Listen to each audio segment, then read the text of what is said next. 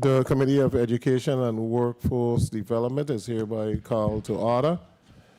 Before I allow the clerk to do the roll call, I want to celebrate all individuals who are here in their bright pink.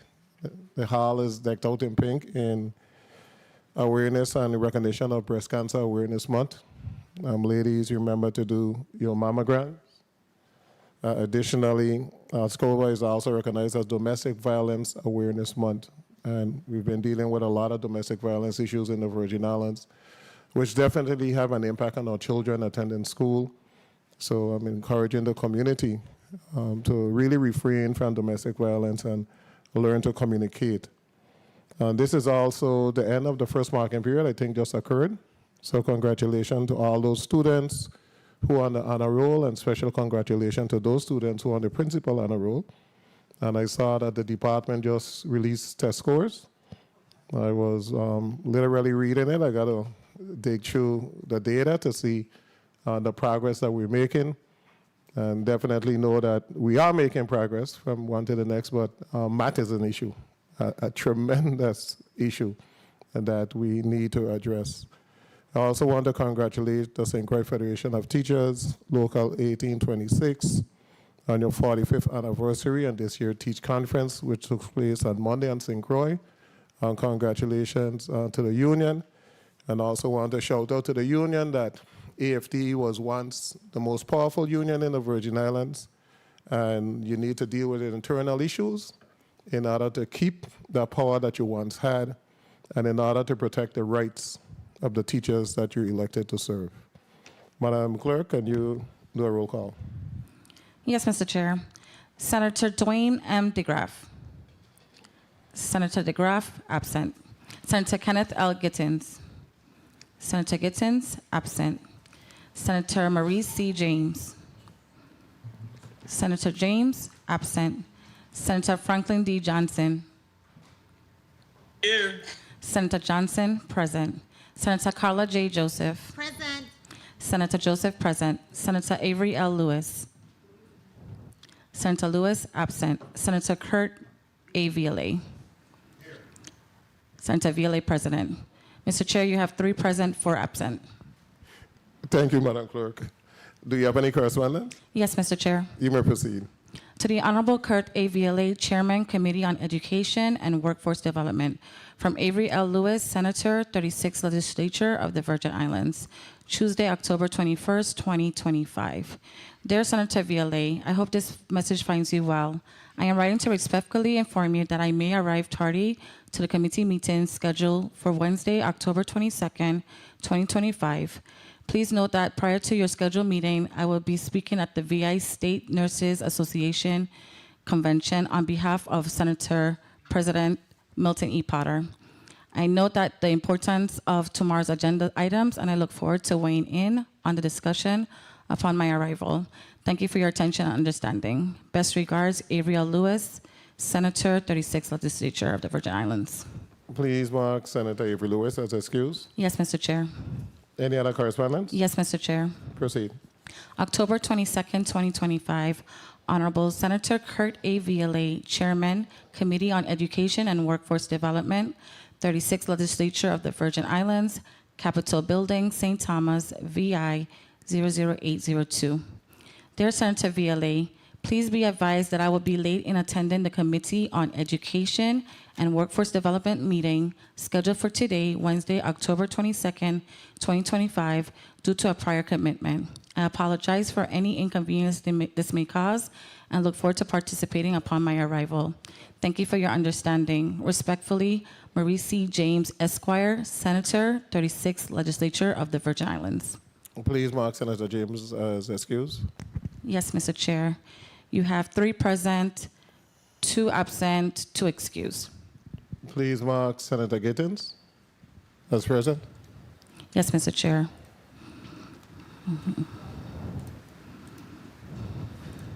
Let me have the roll count again. Sure.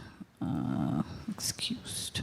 You have 4 present, 1 absent, 2 excused. Thank you, Madam Clerk. We now have a quorum. You may proceed and read the agenda into the record.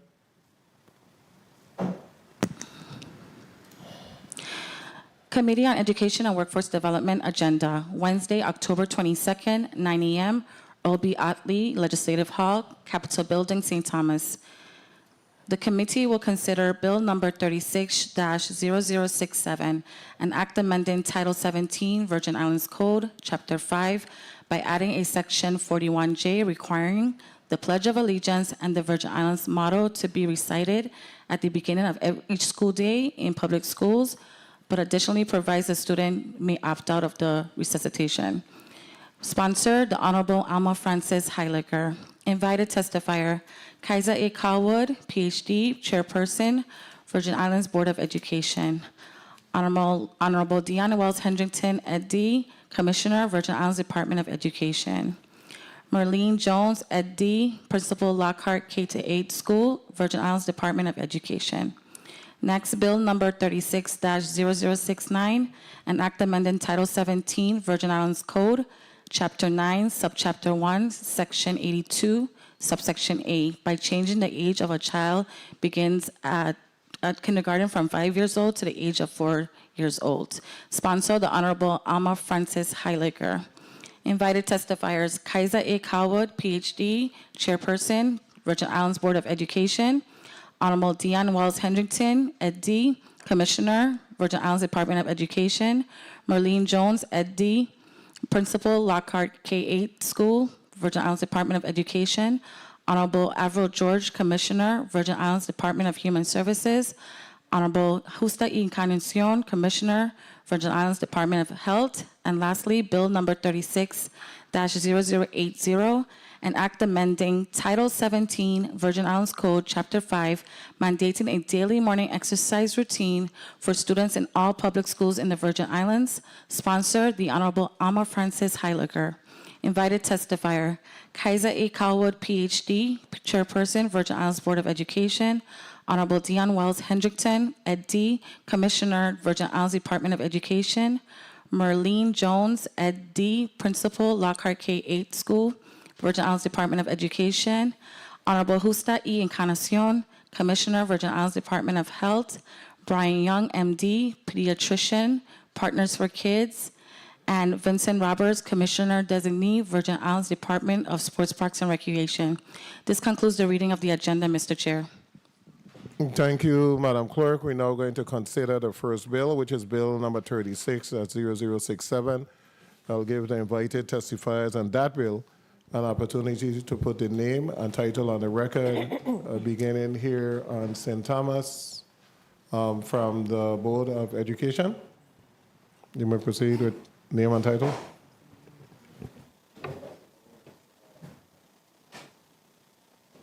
Good morning. Chairman and Senator Kurt VLA of the 36th Legislature of the Virgin Islands. Not your testimony, just your name. My first rodeo. Your first rodeo? Yes. Okay, we'll make it a good rodeo today. My name is Abigail Hendricks, and I am the at-large board member of St. John Board of Education. Thank you for coming. Next. Good morning. Victor Sum III, Assistant Commissioner of Education. Thank you. Good morning, Deanna Wells Hedrington, Commissioner for the Virgin Islands Department of Education. Good morning, Carla Bastian Knight, Superintendent, St. Croix District. Good morning, Dr. Simrity Brown Gums, Deputy Superintendent, St. Thomas St. John District. So thank you so much. Now we'll begin with the testimony. We'll take the testimony from the Board of Education first. Oh, hold on. Really? I'm going straight for the testimony. Who speaks to this bill? I do. Senator Alma Francis Heiliger, you're recognized. Thank you so much. Good morning to my colleagues, to the people of the territory, to the testifiers present, and the staff. I also would like to extend blessings to everyone during this month of Breast Cancer Awareness Month, as well as Domestic Violence Month. For me, I did have a mother that passed away from breast cancer, so I fully understand the need to continuously educate people on it because it's something that does affect many of us here in the territory and worldwide. Well, when it comes to Bill 36-0067, I graduated from Charlotte Amalie High School in 1991. Next year is going to be 35 years since I have been out of high school. And I kept looking at how our school and our children are functioning nowadays compared to how I was functioning. And I kept having conversation with parents and other individuals that went to school around the same time as I did. And I kept noticing things were different. And I thought to myself, okay, we had the Supreme Court ruling that took prayers out of school. And I fully understand that because religion is very diverse, and to potentially impose one on everyone, blanket, it's a little unfair. So I respect that. But I also noticed that when I was also growing up and several of my peers, we at the beginning of every day would do the Pledge of Allegiance. We would honor the Virgin Islands March. And I thought to myself and had many conversations, would it be something positive that if our children at the beginning of the day, when they started off their day, had a simple mantra to say that would help them get into the right mindset? And this is where this bill came from, because I keep looking at how our children have changed. They're not the same. I mean, even recognizing myself here as a member of this institution, every session we stand and pledge allegiance to this flag. Every session we do representation to the Virgin Islands flag as well. So how is it the adults are doing it and we're not even teaching that to our children? And the main goal for me, whether we do the allegiance, which is also an option, whether we do the Virgin Islands March, I wanted to come up with a motto that resonated and put that mindset in the children that you should always look out for your fellow man. You should always try to respect each other. And this motto simply says, let love, honor, and respect guide our way. Always be mindful of what we think, do, or say. Be kind to all others, no matter great or small. United we stand, one Virgin Islands, proud and tall. Simple. Do you know how much time that took me? 13 seconds.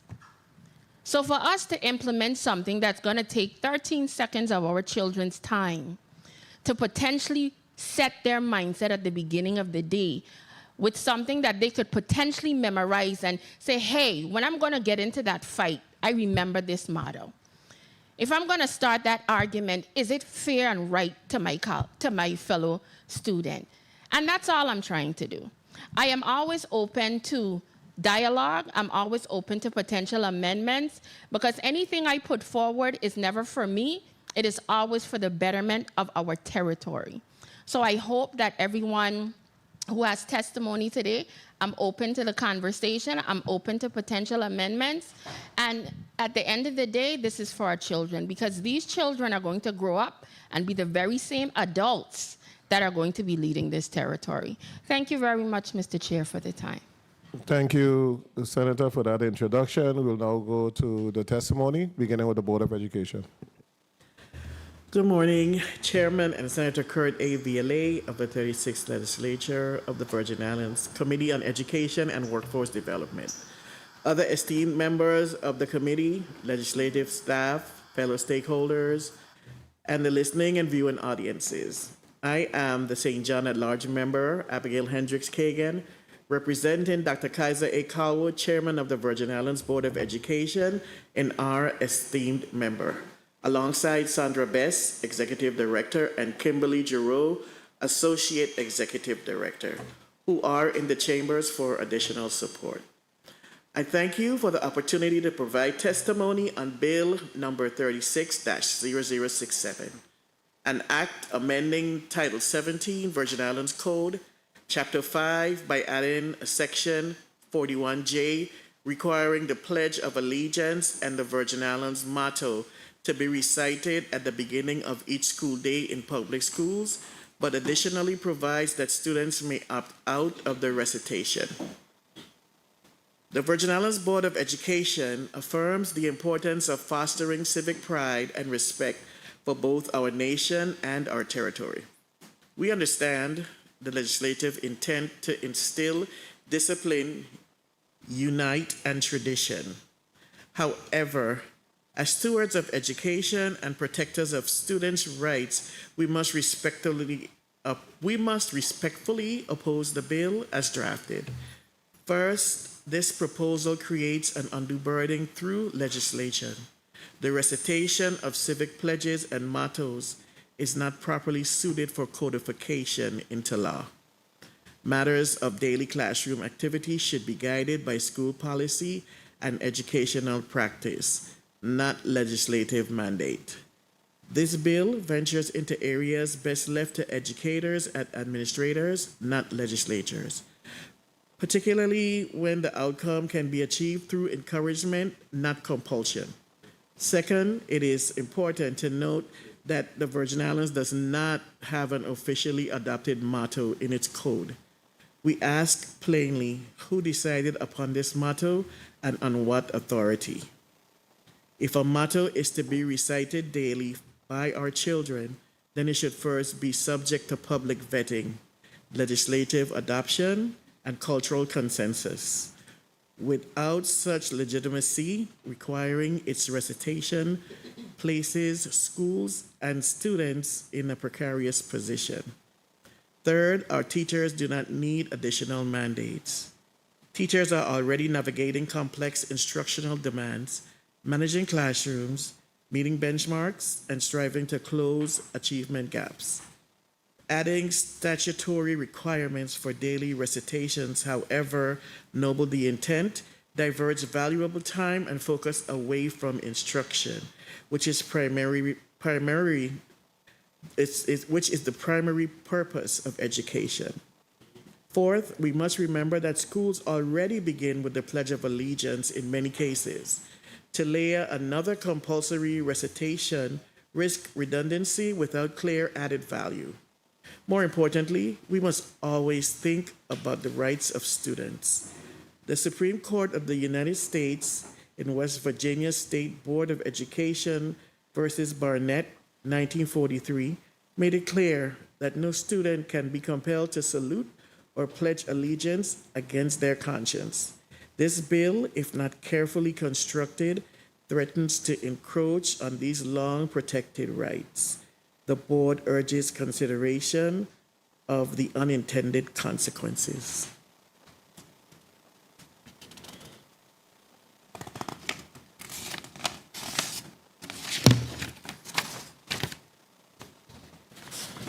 Students who choose not to participate could feel ostracized or pressured.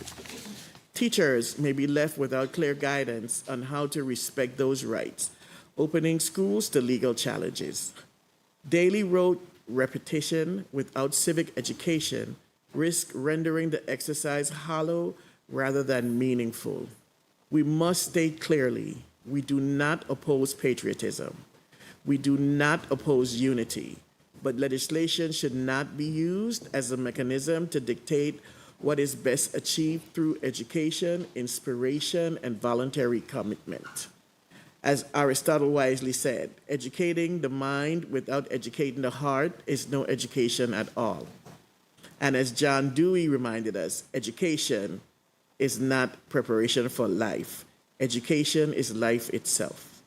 In closing, the Virgin Islands Board of Education respectfully opposes Bill number 36-0067. We encourage this body to instead invest in civic education programs, student engagement initiatives, and professional development for teachers that will naturally instill the values of patriotism and unity without infringing upon the rights of our students and burdening our educators with mandates better left outside the legislative chamber. Thank you for your time and careful consideration. Thank you so much for your testimony. Before I go on to the commissioner, I'd like to recognize Senator Maurice James. Thank you for coming. And that is Senator Francis, Senator Noble Francis, non-committee member. Thank you for coming. Commissioner, you may proceed. Also, Senator Dwayne DeGraff, committee member. Okay, we're having a full house now. Thank you for coming. You may proceed. Great morning, Senator Vialet, Chairman of the Committee on Education and Workforce Development, and other committee members. I am here representing the Commissioner of Education, the Honorable Dr. Dion Wells Hendrington, who is privileged to serve as the Commissioner. Thank you for this opportunity to provide testimony on the Department's position on the following bill, Bill number 36-0067, an act amending Title 17 of the Virgin Islands Code, Chapter 5, by adding Section 41J, requiring the Pledge of Allegiance and the Virgin Islands motto to be recited at the beginning of each school day in public schools, but additionally provides that students may opt out of the recitation. The sponsor of this legislation is the Honorable Alma Francis, Senator. Joining me today, in addition to our Commissioner, is the Superintendent for the St. Croix District, Dr. Carla Bashta Knight. We also have, on behalf of the St. Thomas St. John Insular Superintendent, who could not be here today, Dr. Simra D. Brown Gums. We also have other members in the audience on both chambers to provide support as needed. Additional VID personnel are on standby to provide detailed insights into specific areas if needed. Again, thank you for your unwavering support and the opportunity to testify today. The Department's position on the proposed bill number 36-0067 is as follows. After an internal review of the proposed legislation and consultation with several school administrators, the Virgin Islands Department of Education expresses general support for bill number 36-0067. Our support of this bill is in keeping with 47 out of 50 of the United States, which also require the reciting of the Pledge of Allegiance in public schools. It is important to note that the 1943 U.S. Supreme Court ruling, West Virginia versus Barnett, determined that no school or government can compel someone to recite the Pledge of Allegiance or salute the flag.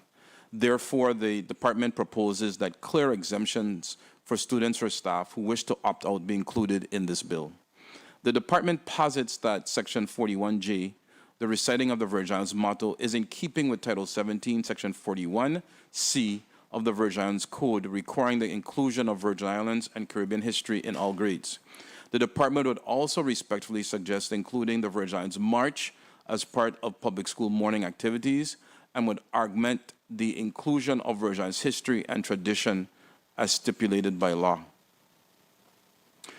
In the following information, you'll see under data and research, the table below depicts schools that conduct the singing, playing, or recitation of the Star-Spangled Banner, the Virgin Islands March, and or the Pledge of Allegiance. So we have here a table that shows by district how different schools throughout the territory recite the Pledge or the Virgin Islands March. Some schools do it as a whole school activity.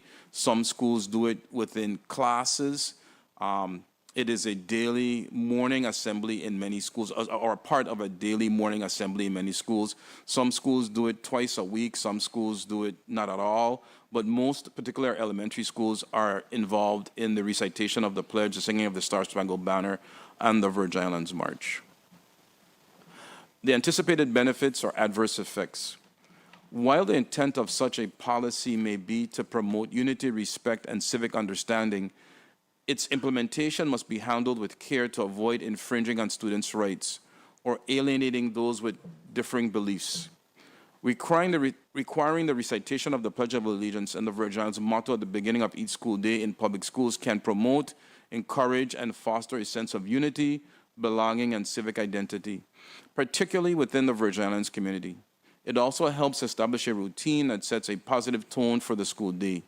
More importantly, this practice familiarizes students with territorial symbols and supports an understanding of historical context, government, and democratic principles.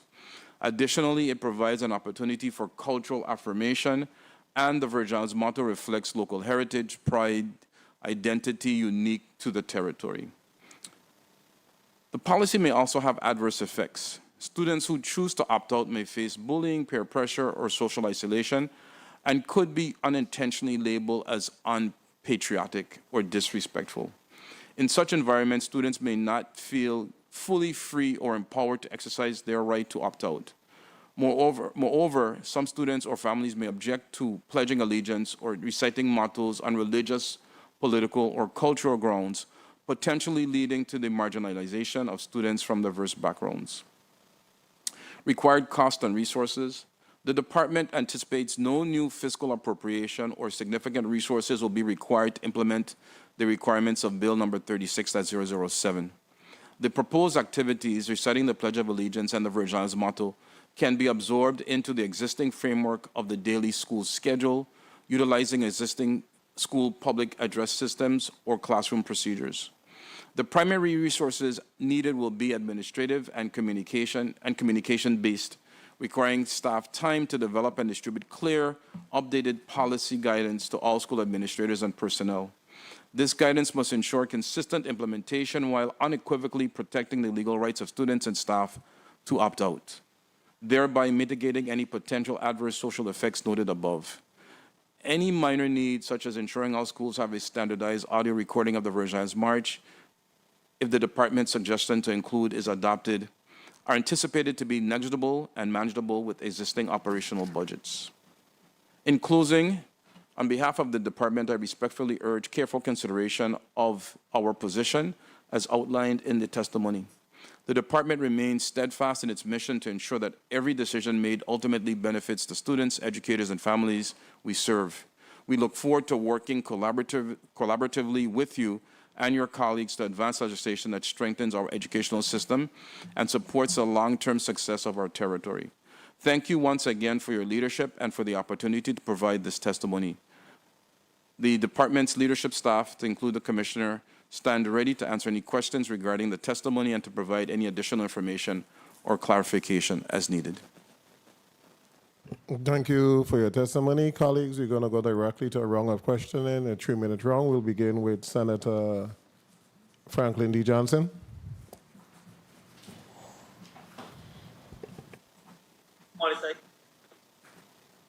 Much, Mr. Chair. I don't know. We're Good hearing you. morning to the testifier. Good morning to my colleagues. Good morning to the listening and viewing audience. Are you hearing me in St. Thomas? Yes, we are. Thank you very much. I mean, I listened to the testifiers, and it's quite interesting to hear that they are having some classes, and the Assistant Commissioner gave a list of many of the classes that in the different schools that are taking part at this time.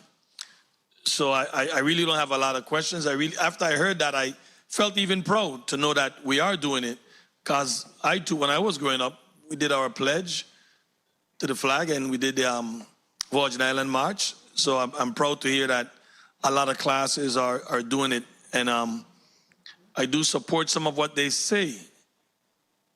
Let's not force this on anyone who don't want to take part in it. I do appreciate the elementary classes doing it, but as you get up to the higher classroom, I could see, based on their testimony, where bullying can become a problem, especially in the high school. Somebody might not want to do it, they opt out. It creates a friction, and I'm not in support of doing anything that's going to create friction or try to force anything on someone who doesn't want to do it. So, I mean, I'll just yield for this moment because I do appreciate what the testifiers say in regards to this measure. Thank you very much, Mr. Chair. Thank you, Senator Johnson. Senator Carla Joseph, you recognize. Thank you so much, Mr. Chairman. A pleasant good day to everyone. Of course, this month, as the chairman indicated, is Breast Cancer Awareness Month. I have family members who are survivors of breast cancer, and those ladies are really major warriors. And I want to salute all of the women and the family that support them who are survivors of breast cancer, and also those who are survivors of domestic violence. This month is also Clergy Appreciation Month. And so we want to also recognize our clergy. To speak on this measure before us, I wanted to get a sense from the Department of Education first. Is it a practice, because I noted that you had half of the schools in the St. Thomas, St. John district who are reciting the Pledge of Allegiance, and then you have another half that is not. Is it something in a policy? Because I am a graduate and a product of the public school system, and I remember not only citing the Pledge of Allegiance, the Virgin Islands March, our anthem, our national anthem and prayer. We had all of that structure before school began. What is, and I don't believe it was I don't know if it was in the law then, but I do know there was an issue with prayer in school, and that came out from a national case. But I want to understand how you see that you can work to uniform it. Is it something you think that needs to be codified? And then I'll have the Board of Education speak on that as well. 1 minute. Good morning, Senator Joseph. Victor Salm III, Assistant Commissioner. Just a minor correction. You indicated that half of the schools in the St. Thomas St. John District aren't saying it.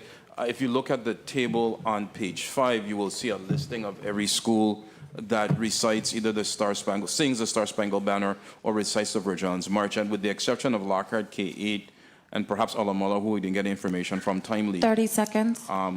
schools are doing it. Some do it every day. Some do it on certain days. Like, for example, at Millenor-Bowski, they do it twice weekly during the assembly because they have the assembly twice. At Bertha B. Bashota, it's done Tuesday through Friday. So it is being done throughout the district in the St. Thomas and John district, with the exception of the Lockhart K-8 school. Sorry, but I saw that Jane Tuitt is not doing it either, the Pledge of Allegiance, based on your information. So I counted only 5 Time. based on your information. Mr. Chairman, I'm sorry. Go ahead. Yes, 5 that are not doing the Pledge of Allegiance specifically. So Janie Tuitt, so we are clear, based on your information, it says that they don't do the Pledge of Allegiance. No, excuse me, Senator, it said Jenny too, it does. So the 2 schools in St. Thomas are Lockhart, K-8, and Mulla. Okay, all right. I'm going to leave it at that because I'm just looking at the bullet. It says Star Spangled Banner for Janie Tuitt and Virgin Islands March, and not the Pledge of Allegiance. Right, so it's a practice, it's not a policy, and it's a tradition that these are things that we do at the beginning of an assembly, at the beginning of the class period, depending on the school, so it varies. Okay, all right. So because I'm seeing what and like anyhow, let's continue with the discussion because it's just a little bit of confusing here to me.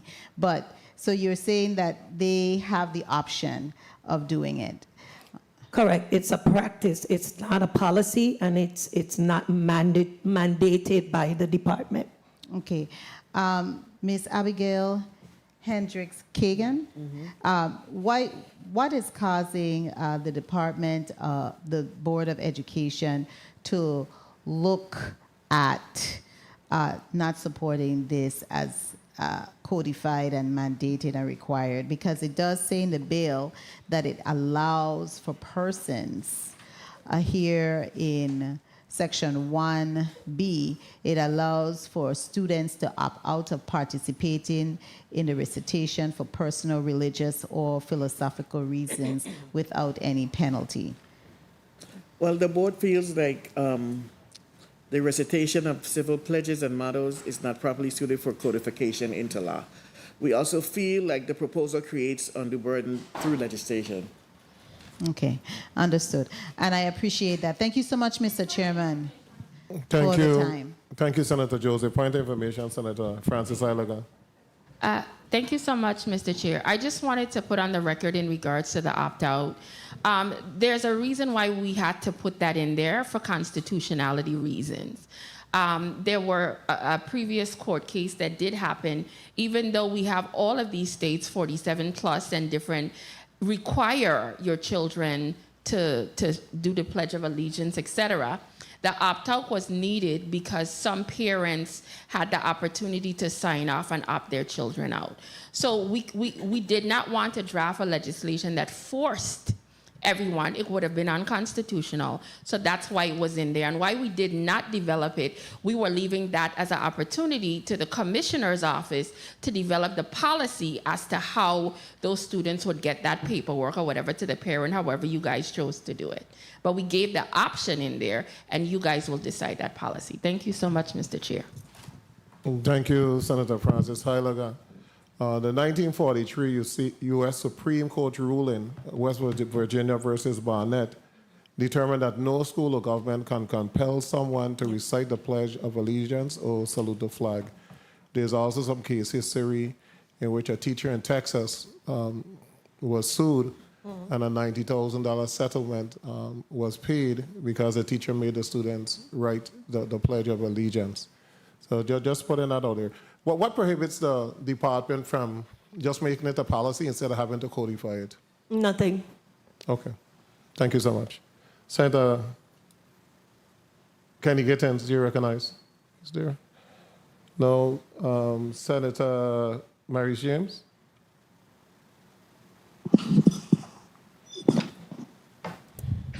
Thank you. Good morning, Virgin Islands. Good morning, colleagues, testifiers, everyone in and outside the room.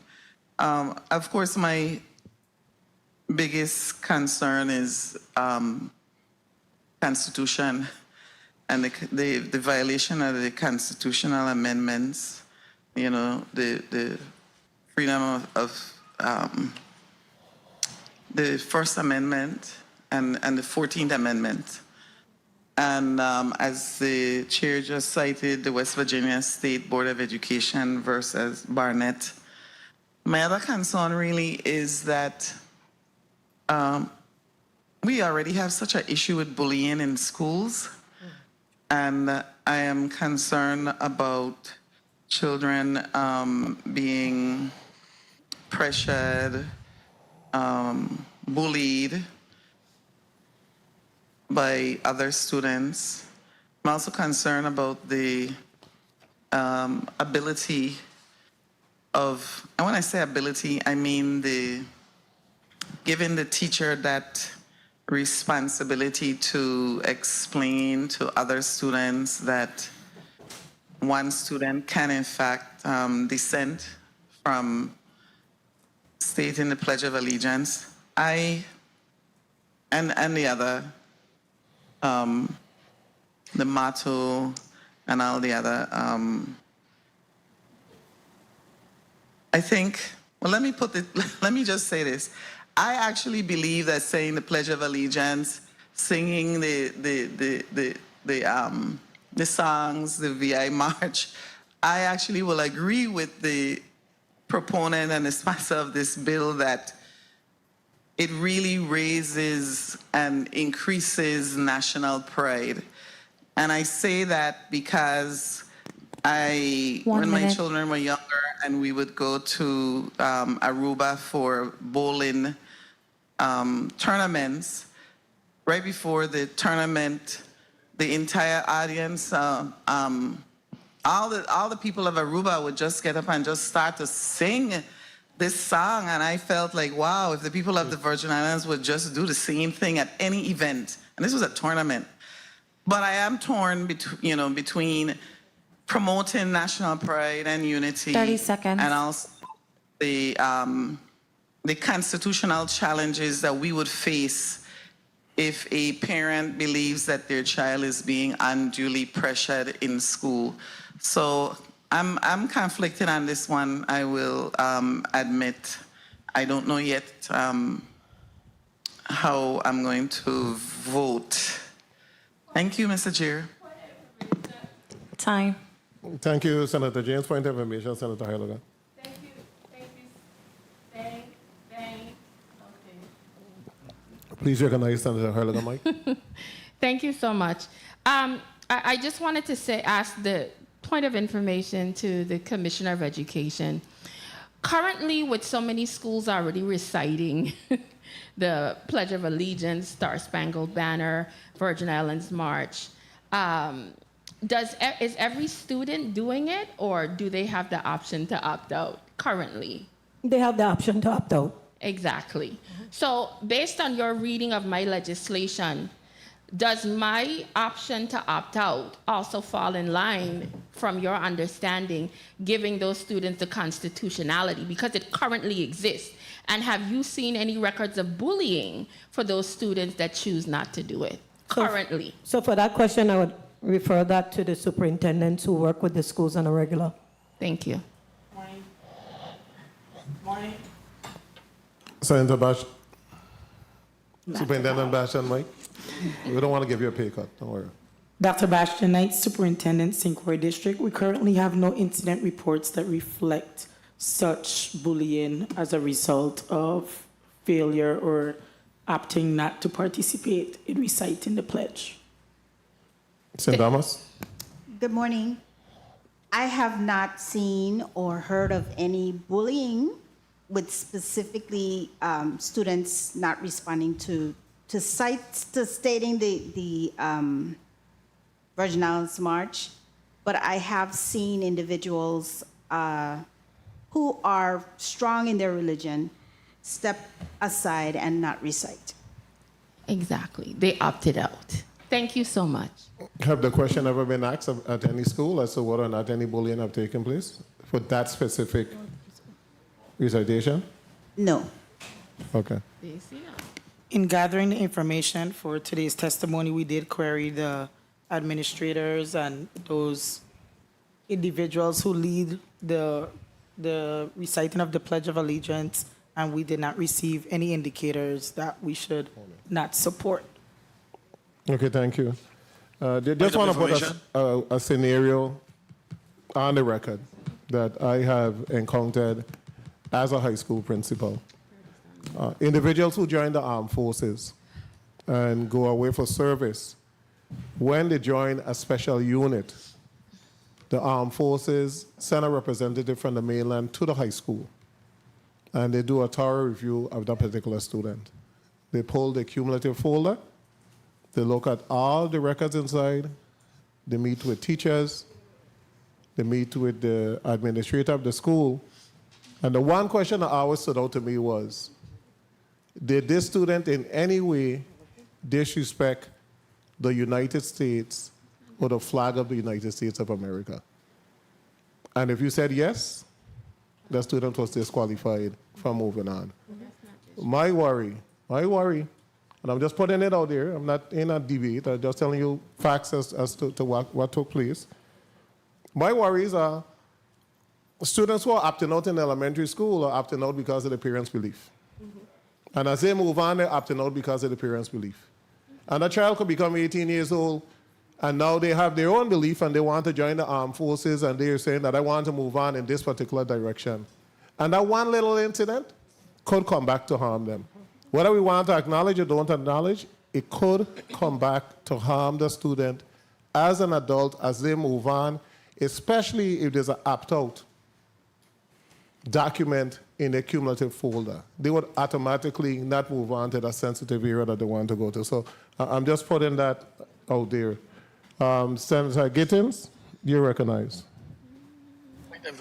Point of information. Point of information, Senator Johnson. Thank you very much. I would like to ask the superintendents, because I look at the chart, and in the chart, when it reflects to the high school, them it says JROTC only. So I'm trying to find out if the high schools, if the classroom them, because none of your chart says that. One of them even say over the intercom. So I'm trying to find out in the high school grouping if they do it in the classroom them on a daily basis. Bastian Knight, Superintendent, St. Croix District. Currently, as reflected in the chart, at the St. Croix Educational Complex, the ROTC, they have their flag ceremony every morning, and they participate in that Pledge of Allegiance and all the other items listed. As for the 3 other schools that are listed as none, they currently don't participate in that daily activity, but it's nothing that can't be added that affects their daily schedule if it's directed via policy or codified. It just needs to be added. It's just currently not a practice at that school, and it's a practice without penalty, so they opt whether they're going to do it or not. And my reason for asking that question is because when we start having conversation about bullying, I think if there are going to be any bullying. It will happen in the high school classes where somebody might feel like, oh, you're a CC, whatever they want to call you, whatever name they want to call you for doing it. But that's where I will think the bullying probably would come from. And that's why I was questioning if it's happening in a high school on a daily basis. I can see it happening in the elementary as the school said they're doing it. But once we start going to the high school, I think that's where these conflicts could come in. So just want us to be wary and pay attention to that. Thank you very much, Mr. Chair. Thank you, Senator. Senator Gittins, you're recognized. Thank you, Mr. Chair, and good morning to all. Mr. Chair, I must tell you first off that I'm a bit jealous that you have over there all dressed up, and we don't even have a balloon here, man. But thank God we're wearing our pink. But you know, as I review the bill before us, Bill 360067, you know, it makes me wonder whether or not we're addressing a real gap or if it's more symbolic. And while I understand what the bill sponsor is trying to do here, I still am a bit concerned. So first off, let me ask the Department of Education or the board, with the existing schools, are there any policies in place currently that covers voluntary recitation of the allegiance or the Virgin Islands motto? No, Senator, there's nothing, no policy in place that says that our schools must do that. All right. Board of Education? There are no policies that I'm aware of. All right. And Commissioner, have you discussed this with your legal counsel as to how this bill may impact students' First Amendment rights, especially with the freedom of speech and religion? No, Senator. 1 minute. All right, so we probably don't know what are the potential implications for student climate and student inclusivity as well if this measure is implemented. Have you given any thought to that? Senator, so if there is a measure or any type of policy that's implemented that violates a student's rights, they have the option to opt out. So right 30 now, seconds. as you can see from the chart, there's some schools that opted out, and there's some schools that make it a daily practice. Yeah, but you see, and that's what concerns me when you say schools that may opt out. I mean, it's one thing for a student to opt out for a particular reason, but why would there be an opt out by a school? So when I say opt out, I mean they're not practicing using, reciting the Time. Pledge of Allegiance or the Virgin Islands March on a regular basis. They may do that understand only what you for mean. JROTC, like Dr. Bastian mentioned, or for assemblies that are more formal. I understand what you mean by opt out. I'm just wondering why would it be by school rather than not student? I wouldn't be able to answer that, Senator. That would be a question for the superintendent. Superintendent Bastian? Bastian Knight, Superintendent, St. Croix District. I don't have that specific information, but what I would like to add that it's a practice and it's actually part of the junior ROTC curriculum that the students partake in that posting of the flags, retrieving the flags at the end of the day, and they do say the Pledge of Allegiance. And it isn't correctly reflected in this chart, but the St. Croix Central High School, the principal just texted me that it is a practice every afternoon or daily, and they remove the flags as well as it's supposed to be done with the GROTC curriculum. It's just not being done in the individual classrooms. All right. And in closing, you know, I've looked at the pros and cons of this, and what I'm looking at, even with one of the cons, is that even with the opt-out provision here, there may be implicit pressure or social stigma against students who choose not to participate. So, you know, I'll have to really think about this and listen to the rest of the discussion. Thank you, Mr. Chair. Thank you, Just Senator point of Gittens. information by Senator James. Point of information, Senator James, and then I'll come to you. Thank you, Mr. Chair. I just had a question on where I saw that individual classrooms daily. What happens if a teacher decides to opt out? Thank you, and anyone can respond on that. Thank you, Mr. Chair. Bastion Knight, Superintendent, St. Croix District. The principal runs his or her school, and you find somebody who can entertain that brief moment in the beginning of the class, and you proceed with the end of the day. That teacher has that right, and in that case, she'll make it aware to her school leader, and they make the necessary adjustments. Thank you, Senator James. In reference to the high schools and the high schools reciting the pledge, a lot of times it's just a management issue. It's extremely hard at the high school level to get all the students in the first period class on time. And, you know, a lot of the teachers' focus are just, you need to get settled, you need to take your stuff out, and we need to begin to work. Right. And just that simple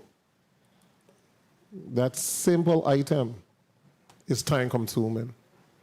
And if you look at the attendance and the tardiness of high school students, you will see that most first period teachers are saying that a large percentage of the students come late on a regular basis. So they're just putting that out there. Senator Francis Eiliger, you had a point. Thank you so much. To the chair, point of inquiry, I am requesting legal counsel to just give us some clarity, specifically as it relates to the bill and the opt-out section, because that seems to be a contention as to whether it would suffice constitutionality in making sure that the students would have that option or not. So if we could get some clarity on that, it would be helpful. Thank you so much, Mr. Chair. Thank you, legal counsel. If you can make your way up to the floor to answer that particular concern. Senator DeGraff, you recognize. Legal counsel fast. Go ahead. Go ahead. You go ahead and then Okay. after. Thank you, Mr. Chair. Good morning, colleagues. Good morning, testifiers, all of you listening and present. I vote yes. I ain't gonna fumble. I ain't gonna go and second guess myself. The bottom line is, for me, I have sworn oaths. I, Dwayne DeGraff, will support and defend the Constitution of the United States against all enemies, foreign and domestic. And further, I put my life on the line as a police officer where I swore oath to protect and serve this territory, to provide freedoms that we have in the Virgin Islands. I have sworn an oath in the military. In addition, I went to war to preserve the freedoms and rights of people in the United States and the Virgin Islands. And I say that to say I respect and believe in everyone's right to what they believe in and what they choose. They have that right. I agree. The opt-out statement in this bill satisfies that for me. But for me, there's no question on the freedoms that we have in the territory, the freedoms that we have in the United States. I went to war for it, signed up. Many people that I know have lost their lives in support of this. Civil rights and stuff, people lose their life for our civil rights that we have, that it had to be made by Constitution for us, people of color, to be equal to other people? Crazy. So I support this bill. And I don't think out of my colleagues you hear anybody vote yes yet. Well, I vote yes. I ain't gonna second guess me. 1 minute. And something that I see has a opportunity to opt out, where it exists in the schools and they already given the opportunity to opt out. And I totally am against anybody being bullied against it, you know. So I don't say I'm supporting that. I totally respect everyone's religion. But like I say, for me, in this body here, you have a choice. Vote yes or vote no. Dwayne Maurice DeGraff, vote yes. Thank you for 30 your time, seconds. Mr. Chair. Thank you, Senator DeGraff. Legal counsel, if you could respond, I will have the senator ask a question. Legal counsel, as it relates to Bill 360067, there's some concern as to whether this piece of legislation would cause individual students' constitutional rights to be violated. And I expressed to them that Section B states, notwithstanding subsection A, any student may opt out of participating in the recitation for personal, religious, or philosophical reasons without penalty. Would that statement erase any issues of constitutional violation if they choose to opt out? Through the chair. Through the chair, John O'Donnell. Please recognize legal counsel Mike.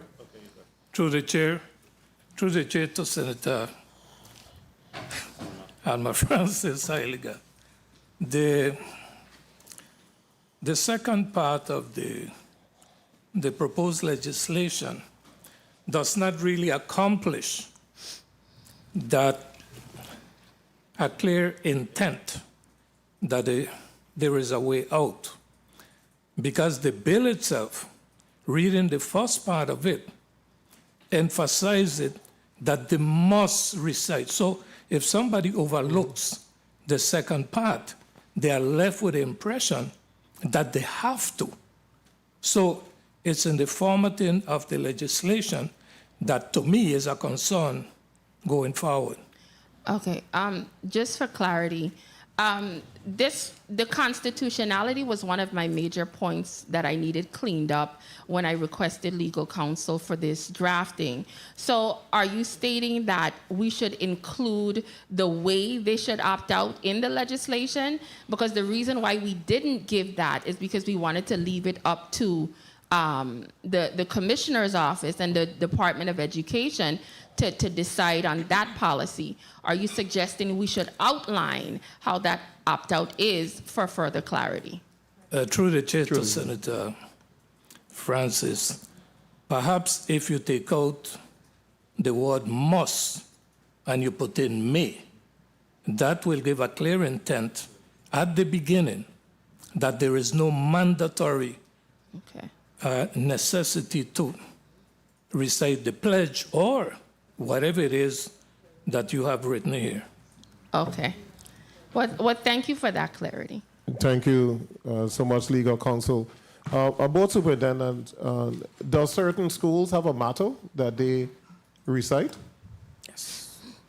Bashtonite, St. Croix District Superintendent, yes, they do. For example, like at the St. Croix Educational Complex, press for time, bell-to-bell instruction. When you walk in the gates of the St. Croix Educational Complex, it's playing the school song, everything is playing over the intercom as the students shuffle through the gates and go to their classrooms. Okay. And there's some elementary schools, I think, on St. Croix that have a motto. Yes, they do. Okay. St. Thomas? St. Simmer D. Brown, Deputy Superintendent. Yes, many schools have mottos. For instance, at Charlotte Amalia High School is to excel always, and we strive for success. There are many mottos, especially on the elementary level also. Okay. So I just wanted to put that a lot of schools individually already have a motto that they utilize. I'm going to go to the last two senators. We're just keeping everything in context. It's a whole different scenario in reference to America right now. Okay, it's no longer right and left. All you hear is far left and far right. Freedom of expression this weekend was looked at as un-American, Antifa. So let's tread carefully with decisions that we are going to make as a body. I believe that this can be implemented. I have no issue with the Pledge of Allegiance being said, but I think it needs to be a department policy. The Department of Education, the Board of Education, it needs to come through the department and not be codified in the Virgin Islands Code. Senator Noel Francis, you recognize. Thank you very much, Mr. Chairman. Good morning to you. Good morning to my colleagues, central staff, as well as to the testifiers. I too want to join my colleagues in recognition of the Breast Cancer Awareness Month of October. Being a cancer survivor myself, one that have undergone both chemotherapy and radiation, I have an appreciation for what those individuals may be going through. So again, I salute them and continue to pray again for speedy recovery, and those individuals that have lost loved one as a result of breast cancer. Again, my sincere condolences. I'm not a member of this committee, but certainly the conversation intrigued me, and I must say that I agree with the testifiers and the discussion thus far in respect to this is a good measure. However, codification may not be the best way to go in approaching this situation. I certainly believe I'm very patriotic, believe in national pride. I remember going to school that I had the responsibility of the Pledge of Allegiance and even affirmation in some of my classes back then. And I believe that if you start off in early education, this may be a good approach, Head Start and kindergarten and those areas. When you start to get into the junior high and the high school level, there may be some challenges there. I wanted to ask the board representative there, Ms. Hendricks Keegan, whether or not since the presentation of this measure, have there been any discussion as a board whether or not this is something that they'll consider in putting it into a policy? Well, the board's position is that you have to be very intentional when constructing this bill, as it threatens to encroach 1 minute. on people's protected rights. So that was our stance on it. You have to be very careful and very intentional of what the bill represents. All right, any further recommendations in terms of implementation, consideration by the board? No, they are not. They're not, okay, all right. Again, I appreciate the 30 testimony, the seconds. discussion thus far. At this point, I have no further comments in regards to this. I believe that it's important that we create the level of discipline at an early stage, and I believe the Pledge of Allegiance certainly presents some opportunities for us to initiate some discipline among our young people. However, I too very concerned that when it gets into the higher grades, the junior high and high school, there could be some challenges there. Time. And bullying is real, so I support policy and not codification of this measure. Thank you very much, Mr. Chair, for the time and opportunity. Thank you, Senator Francis. Senator Avery Lewis, you recognize. Thank you, Mr. Chairman. Good morning, testifiers. Good morning, colleagues. Good morning to the people of the Virgin Islands. Good morning. I too stand in recognition of today's breast cancer awareness. I think it's only fitting. I'd like to thank the chairman and his staff for really recognizing this day.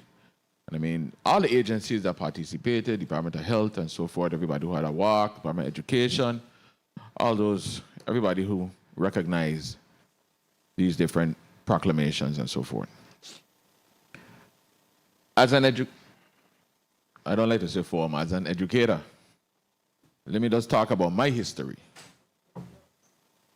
At Alamola Elementary School, I started out with Principal Schillenford. Then I think we had Mr. Rue, and then Dr. Simradi Brown. Dr. Brown, smile, man. Today's a good day, man. I'm recognizing you, man. Is one of the people I was under your wing. But just fast tracking, I read the bill, I understand the intent, but it's my firm belief that this should not be codified, this should not be legislated. Every principal have a right to run their school. In the morning time, for the most part, when you go to all the schools, and we have visited these schools, the principals come out in the morning, they assemble the children, and they start their routine. So from the Pledge of Allegiance to the VA March, we even give out important information and so forth. Some of the kids recite, may have a little skit or something in the elementary level. But this is up to the principal who have full authority and management of their school. I see we just spent nearly $1 million on some history books. I hope the VI March and the Pledge of Allegiance 1 minute. in it. Right? So I stand firm that this should not be legislated. Let the board, the superintendents, all of them get in a room, whatever, and decide how this is going to run. Just my little understanding of it, even with the opt-out part, we're still to the same position we are. They don't have to do it. Who's coming around to mandate? Because EA and AFT is not going to allow the commissioner nor the superintendent to penalize their people for not doing this. So let's just be clear here today. I understand the intent, and it's good for us to recite this and know it, because big man and woman walk around here and don't know it. But I believe it should be something more policy-driven than legislated. Thank you, Mr. Chairman. Thank you so much, Senator Lewis. The bill sponsor, Senator Alma Francis Heliger, you recognize. Thank you so much. Good day once again. 1 minute, Senator. A point of information, Senator Kenneth Gittins. Thank you, Mr. Chair. So I wanted to just state before the bill sponsor that I'm really like in the middle with this, because I understand exactly what she's trying to do. So what I would suggest, if she's amenable, is that maybe what we should look at is mandating that the Board of Education creates a policy to this extent, rather than us directly codifying the matter. So I'll listen to her side now and see if we will be amenable in just directing the Board of the Board of Education to create the policy. Thank you. Thank you, Senators. Bill sponsor, Senator Heliger, you recognize. Thank you so much once again. Good day to my colleagues, the people of the territory, and to the testifiers. Once again, I do appreciate all the testimony here today, the responses from my colleagues, their concerns, as well as some who have given support to the legislation and some who have major concerns. When I make decisions to bring pieces of legislation forward, I look at them holistically. And the main things that are sticking out right here is you're concerned about bullying, you're concerned about legal constitutional rights. Those are the two main things I keep hearing is the biggest issue. And those things could be solved. Those things could be solved very easily. We had legal counsel suggest, hey, change must to may. That would resolve one of any concerns you have. And the other one speaks to the issues of bullying. And when you have so many schools already reciting it, and you don't see any issues of bullying, what exactly are the concerns? It's almost like we're creating a phantom concern that even though they're doing it right now, the concern doesn't really exist. Now, if there's a situation where people are concerned that if a student formally opts out and say, well, okay, they do a paper or whatever, it could be a situation where the parent comes in and you just put it on a list and say that child, they don't have to sign off on anything. You could come up with ideas to make sure there's no document floating around to say that I, the parent of such and such and such, opt out of this. You know, you just make the classroom aware, and that could be something could be done internally. But my concern with us finding so many reasons as to why not to do something, and all I keep seeing is all of these fights circulating on social media. All I keep seeing is these children beating one another. All I keep seeing is these arguments. And the time that it takes out of a teacher's day to have to break up these fights, call monitors, pull in the police, the time that it has to do for these constant interruptions. You're trying to convince me that a 13-second motto or stopping and for 60 seconds to say the Pledge of Allegiance on a motto is going to so disrupt these children's lives that somehow you're going to emotionally damage them. They can't go. The logic from some of the things I've heard, I don't agree with. But what I do agree with is majority rule. I've never had a problem with it. But what I would like to ask the Commissioner of Education, because the schools do this at will, some do something here, some do something there, the two questions I want to ask: why was there never a policy implemented if, based on your testimony, you do see the importance of this with the students? And do you think that it should be done by policy, or if it's codified and set in stone to become a part of their daily lives? That's what I need a little bit of clarity on. So in reference, thank you, Senator, in reference to it being a policy, as indicated before, it has been a practice, and generally principals run their respective sites. And so there was never a need in my mind to create a policy that says everybody has to do it. It has been a practice. I've been in education 33 years, and I know when I was a principal, we recited the pledge, we did the Virgin Islands March at the assemblies, the morning assemblies, like most elementary schools currently do.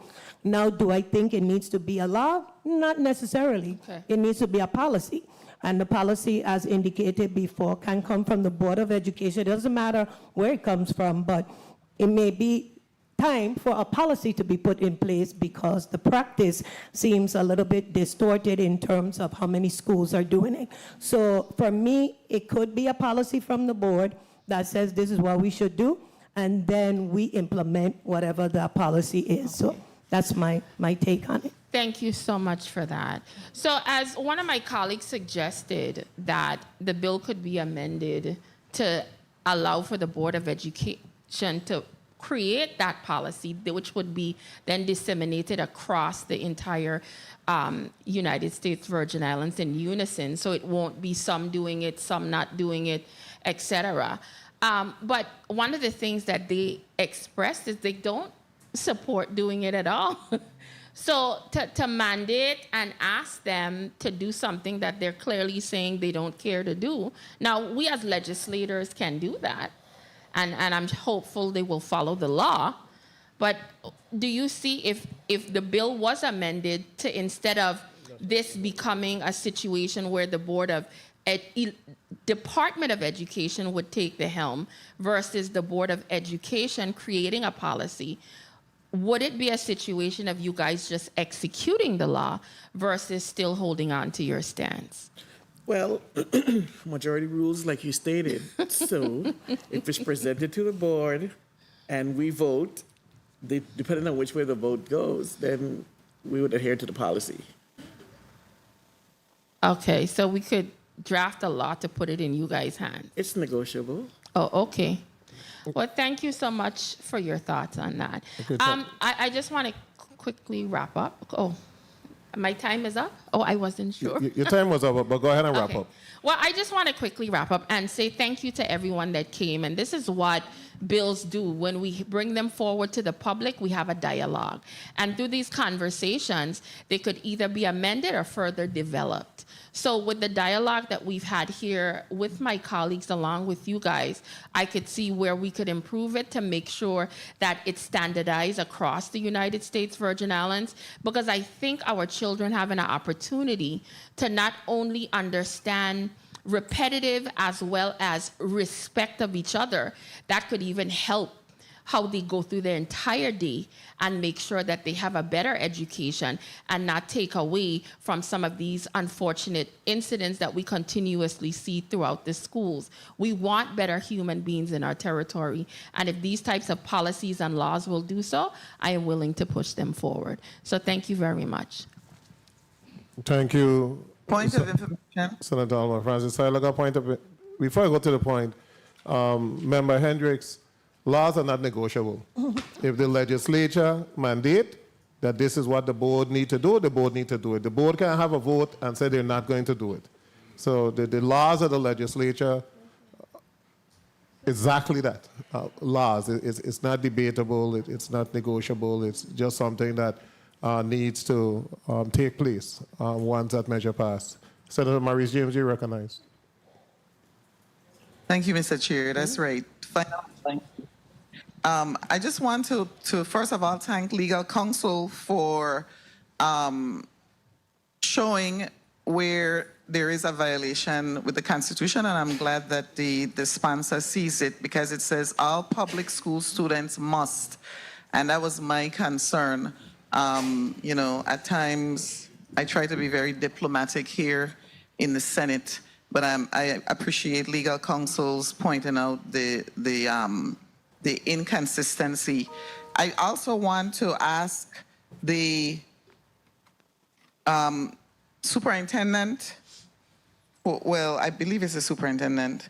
Someone talked about the fact that students could opt out, but I noticed that on the data provided by the Department of Education on the island of St. Croix, St. Croix Central High School, St. Croix Educational Complex High School, John H. Woodson Junior High, and St. Croix Career and Technical Center have no recitation of the Star Spangled Banner, Virgin Islands March, or Pledge of Allegiance, except for JROTC at Complex. Therefore, there is no data on whether students at the high school would in fact opt out or be bullied or pressured. It is at those levels. I still agree with the sponsor that we need to instill national pride, but rather than requiring all public school students, as stated in A, we perhaps need to now change that to public schools, and then have B. Well, those are my suggestions. I'm actually turning it into an attorney right now here. Sorry about that. Thank you, Mr. Chair. Bye. Thank you, Senator James. Attorney James, you could talk to the sponsor of the bill and make some recommendations as to how we're going to move forward. Point of information, Senator DeGraff. Thank you, Mr. Chair. In regards to the information that came out here, and you know how legal counsel said that if we add may, it may change the whole process and everything. I think with the information and the back and forth, the discourse, and in consultation with the bill sponsor, who is not a member of this committee, she asked that we hold the bill in committee. So I motion. Motion, Senator DeGraff. I move bill number 36-0067, an act amending Title 17 Virgin Islands Code, Chapter 5, by adding a section 41J requiring the Pledge of Allegiance and the Virgin Islands motto to be recited at the beginning of each school day in public schools, but additionally provides that students may opt out for the resuscitation be held in this committee at the call of the chair. I so move. Second. Motion made by Senator DeGraff, seconded by Senator Carlo Joseph. Roll call. Senator Dwayne M. DeGraff. Yes. Senator DeGraff, yea. Senator Kenneth L. Gittins. Yes. Senator Gittens, yay. Senator Marie C. James. Yes. Senator James, yay. Senator Franklin D. Johnson. Yes. Senator Johnson, yay. Senator Carla J. Joseph. Yes. Senator Joseph, yay. Senator Avery L. Lewis. No. Senator Lewis, nay. Senator Kurt A. Viale. Yes. Senator Viale, yay. Mr. Chair, you have 6 yay, 1 nay. Thank you, Madam Clerk. Bill number 36 as 0067, an act amending Title 17 Virgin Islands Code, Chapter 5, by adding its Section 41J, requiring the Pledge of Allegiance in the Virgin Islands matter to be recited at the beginning of each school day in public schools, but additionally provide that students may opt out of the recitation will be held in the Committee on Education and Workforce Development at the call of the chair. The committee stands in recess for 2 minutes, and we're going to move on to the next bill.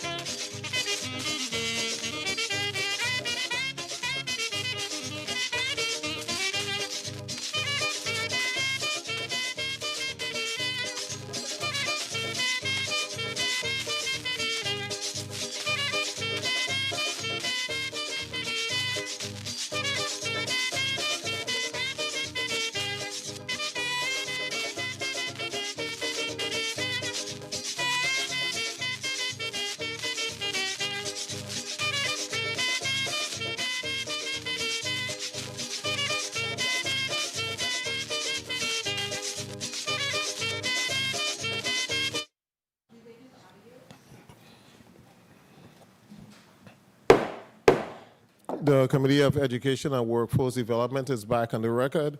Madam Clerk, can you read the second item on the agenda? Yes, Mr. Chair. Bill number 36-0069, an act amending Title 17, Virgin Islands Code, Chapter 9, Subchapter 1, Section 82, Subsection A, by changing the age a child begins kindergarten from 5 years of age to 4 years of age. Sponsor, the Honorable Alma Francis Heiliger. Invited testifier, Kaiser A. Kawa, PhD, Chairperson, Virgin Islands Board of Education.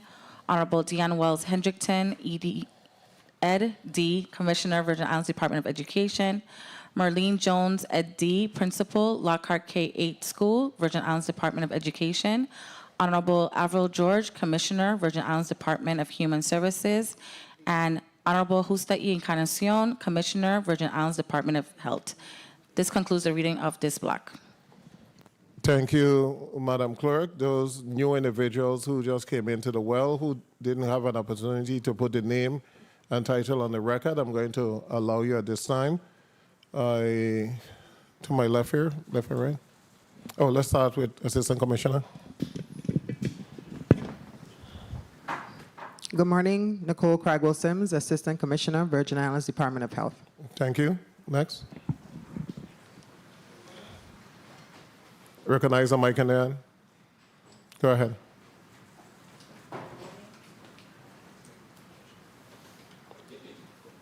Mic in there. On my left.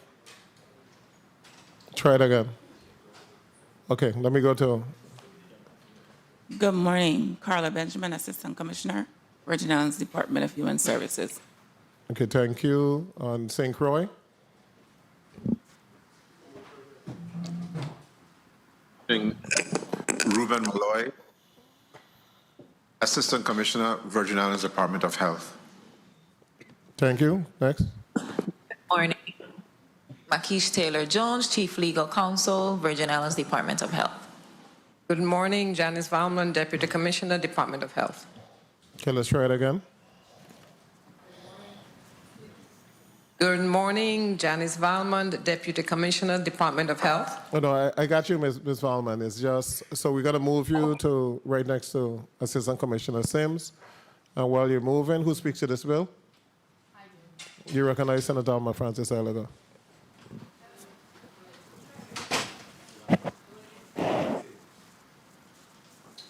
Hello. Okay, it's on.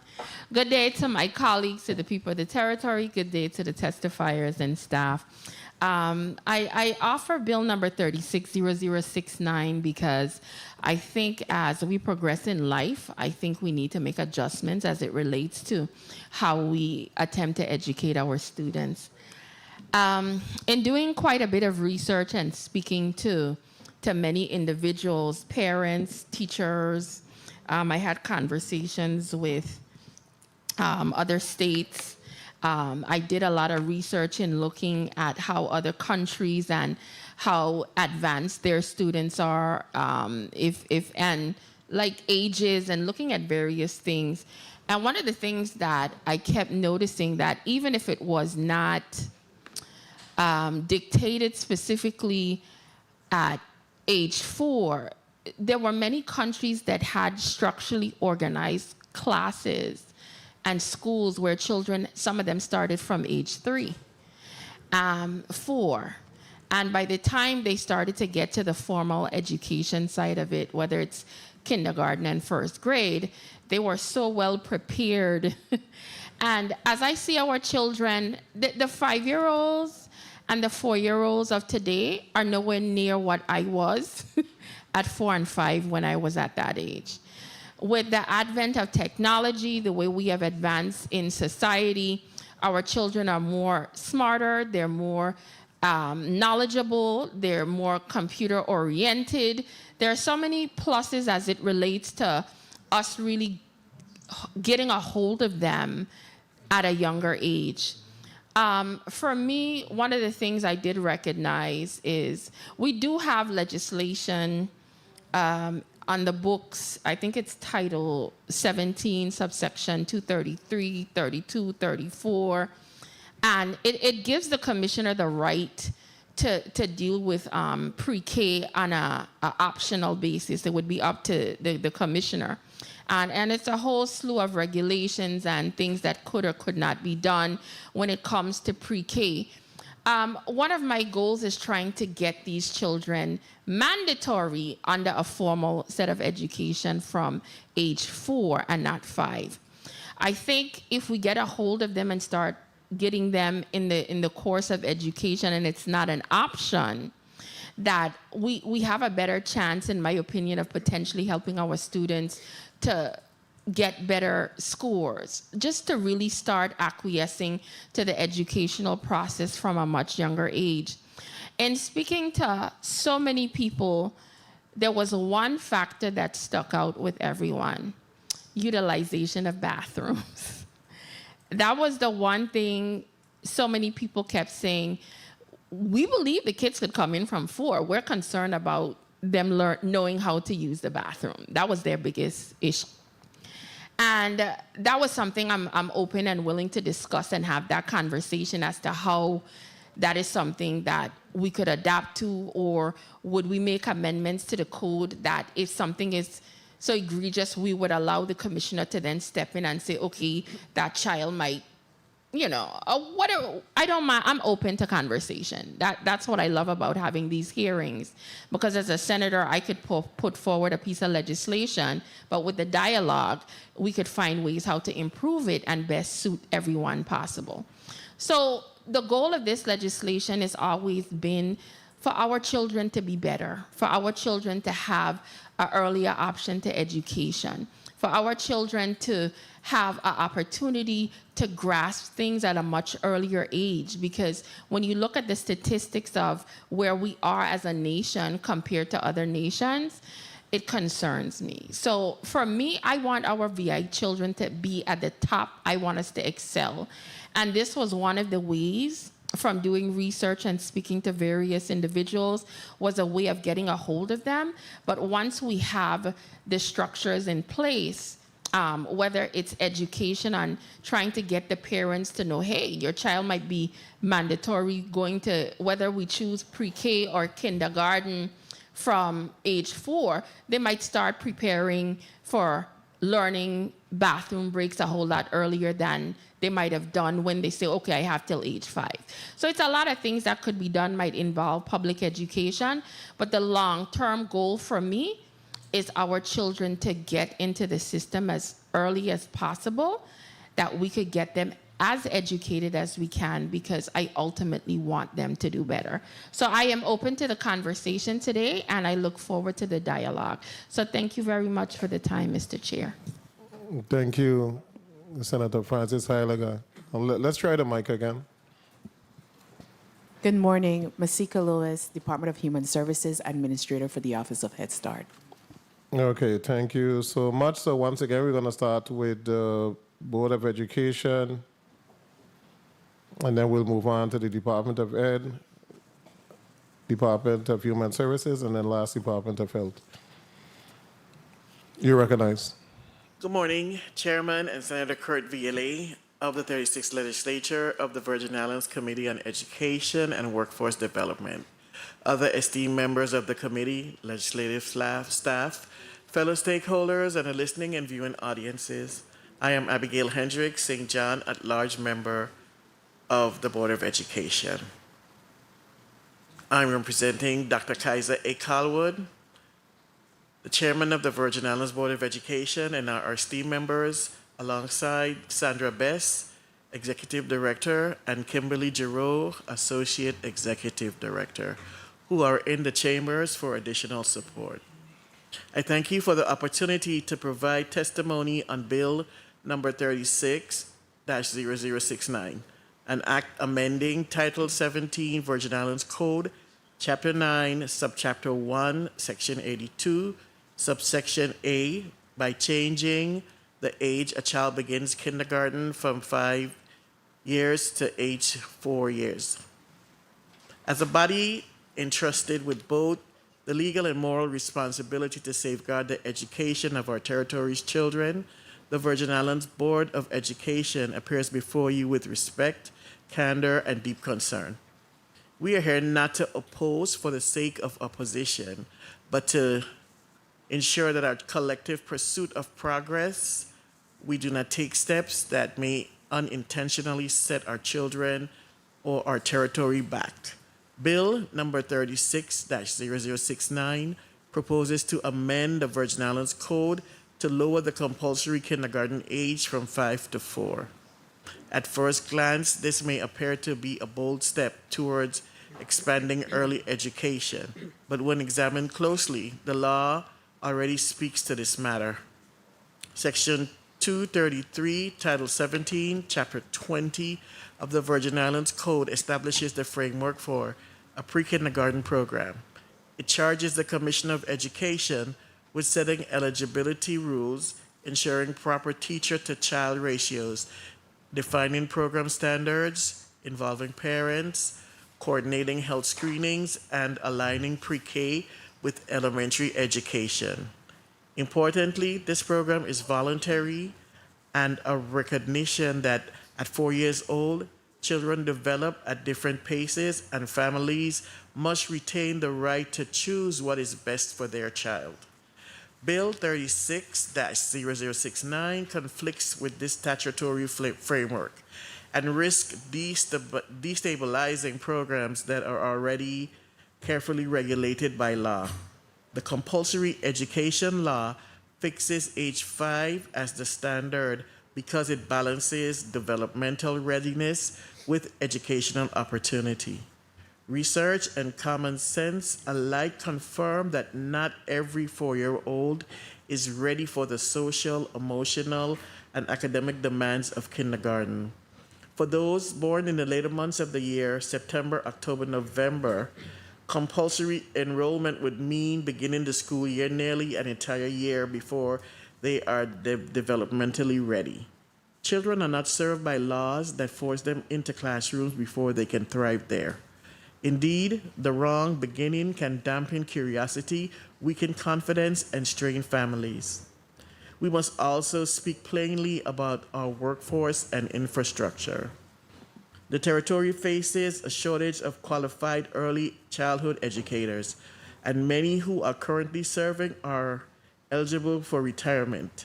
Our classrooms are not uniformly equipped for 4-year-olds, and our curricula are not designed for this age group. To mandate early kindergarten under these circumstances would be to build on unsteady ground. And beyond our local resources, we must consider federal partnerships. Head Start, which serves many 4-year-olds, ties its funding to very specific populations and outcomes. A compulsory shift would overlap and possibly jeopardize that federal investment, particularly in the current political climate where every dollar is contested. None of this is to deny the value of early childhood education. On the contrary, we affirm it. The evidence is overwhelming that high-quality pre-K and Head Start programs improve the outcomes of a child's lifetime. That is precisely why we advocate for strengthening pre-kindergarten and Head Start rather than mandating kindergarten at age 4. We encourage you to invest in expanding access, recruiting and training more teachers, upgrading classrooms, and aligning curriculum across the pre-K to K transition. This is how we build capacity and honor both the letter and the spirit of our existing laws. In conclusion, as a board, we stand in firm opposition to Bill number 36-0069 in its current form. It conflicts with Section 233, Title 17, Chapter 20, risks federal funding, disregards developmental readiness, and burdens an already strained workforce. Yet, in offering our opposition, we do not close the door to collaboration. On the contrary, we extend an invitation. Let us together craft policy that honors the wisdom of our laws, protects the well-being of our children, and strengthens not fractures the foundation of early education in the Virgin Islands.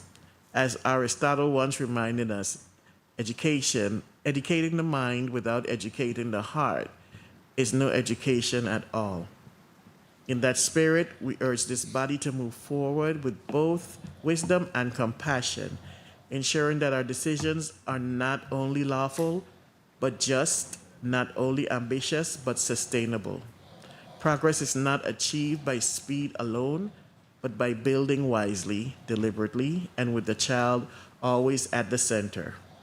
That is the motivation we bring to you today, and that is the safe space we hope to create in this chamber, one where the truth is spoken, concerns are heard, and solutions are found. Thank you for your time and consideration. Thank you, Member Hendricks. Testifiers, before you put anything on the record, please state your name because we have a new recorder. You're recognized, Commissioner. Dr. Dion Walls Hedrington, Commissioner for the Virgin Islands Department of Education. Good morning, Chairman Kurt Violet, Vice Chair Senator Avery Lewis, other committee members, Senator Maurice James, Senator Dwayne DeGraff, Senator Franklin Johnson, Senator Carla Joseph, and other members of the 36th Legislature. Today, I am privileged to not only serve as the Commissioner of Education for the Virgin Islands, but to have an opportunity to provide testimony on the department's position on the following bill. Bill number 36-0069, an act amending Title 17 Virgin Islands Code, Chapter 9, Subchapter 1, Section 82, Subsection A, by changing the age a child begins kindergarten from 5 years of age to 4 years of age, sponsored by Honorable Alma Francis Heiliger. Joining me today are Assistant Commissioner Victor Soam III, Dr. Carla Bastion Knight, St. Croix Superintendent, and Dr. Simra Brown Gums, Deputy Superintendent for the St. Thomas St. John District. Additional VIDE personnel will be on standby should we need to get further clarification to any of the questions. After extensive review of the proposed legislation and consultation with some of our pertinent sister agencies, the Virgin Islands Department of Education does not support the bill number 36-0069 for the following reasons. Starting kindergarten at 4 years old is possible, though often younger children benefit from a later start to develop social and emotional maturity, which are crucial for academic success and overall well-being. While early intervention at younger ages can provide short-term benefits for language and literacy development, delays in the start of school, known as redshirting, can offer longer-term advantages in self-regulation and academic performance, particularly in boys. Both these benefits can be influenced by family background and may not be major determinant of long-term success. Data and research. Standard factors to consider when a child should begin kindergarten include individual child's readiness, whether the child is multifaceted, encompassing academic, social, and emotional preparedness, family and child care experiences, factors like family background, prior quality health care experiences can have a more significant impact on the child's long-term success than age of entry alone. Demographic differences, there may be differences in the outcome of redshirting for boys and girls, with some research suggesting it being more beneficial for boys. And then short-term versus long-term effects. While some advantages of redshirting are short-term, others, particularly in the areas of self-regulation, can be long-lasting, according to a Stanford study.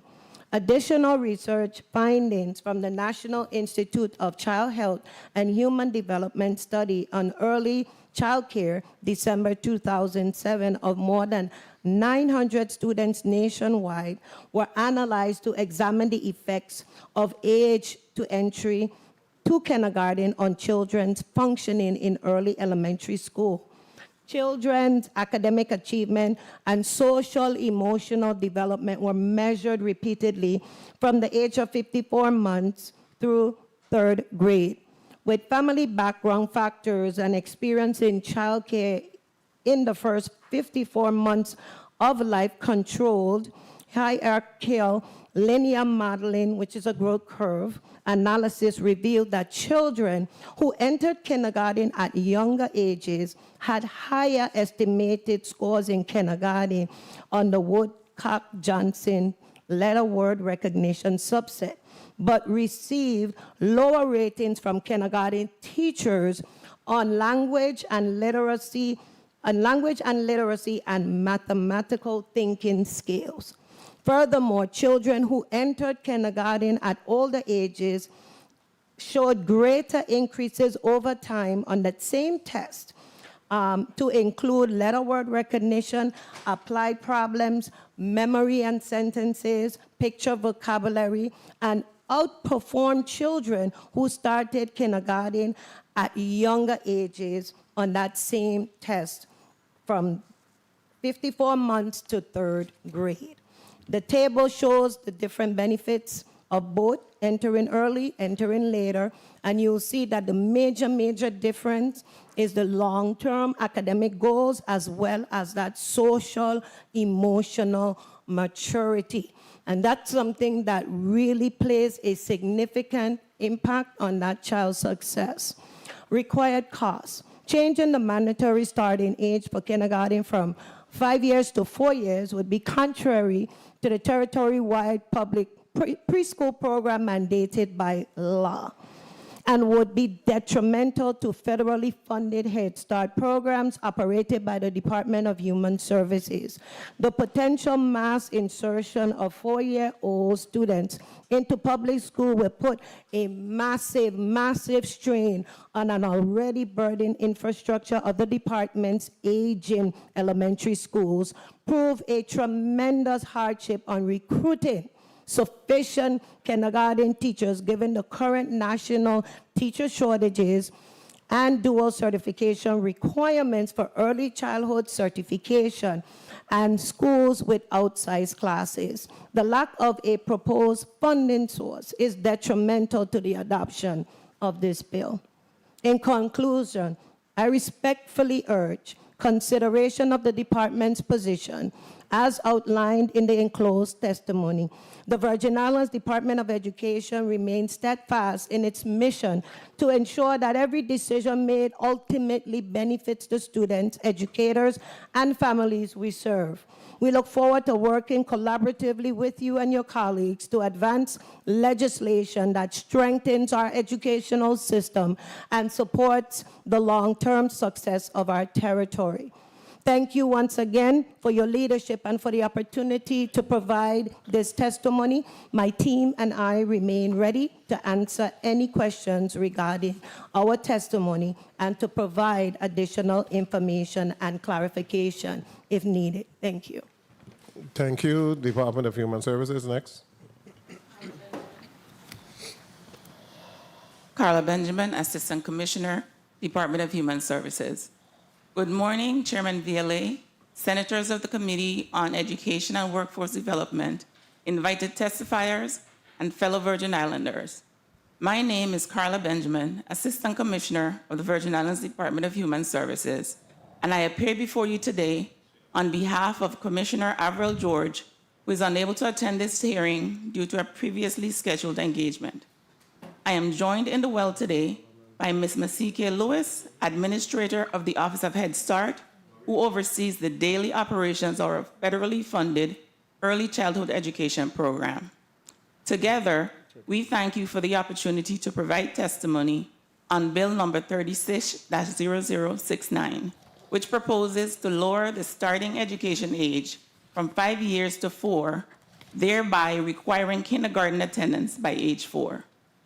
The Department of Human Services plays a critical role in early childhood education through our administration of the federally funded Office of Child Care and Regulatory Services which licenses, monitors, and provides quality improvement and training opportunities for all early childhood education programs in the territory, and the Head Start program, which serves children ages 3 to 5 across St. Thomas, St. Croix, and St. John.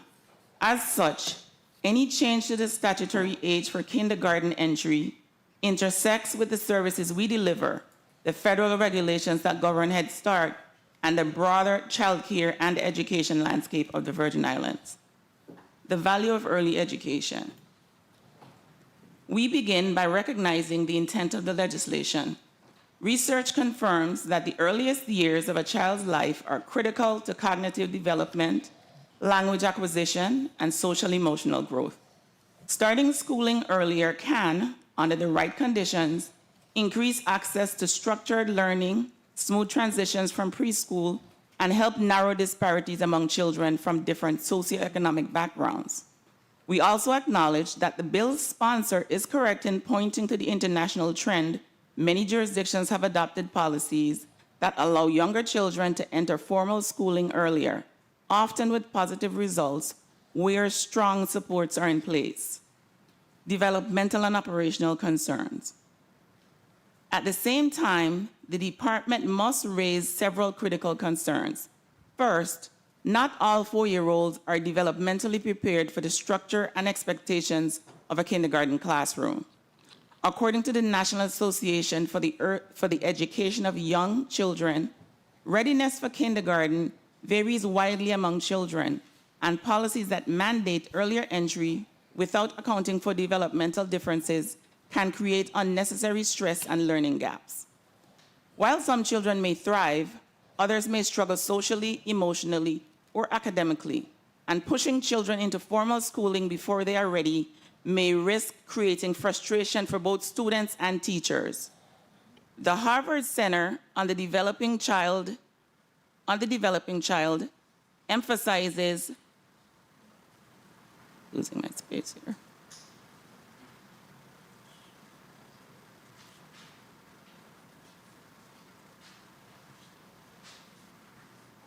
The Harvard Center on Developing Child emphasizes that strong social emotional foundations built through play-based early learning settings are critical predictors of later academic success and self-regulation in school.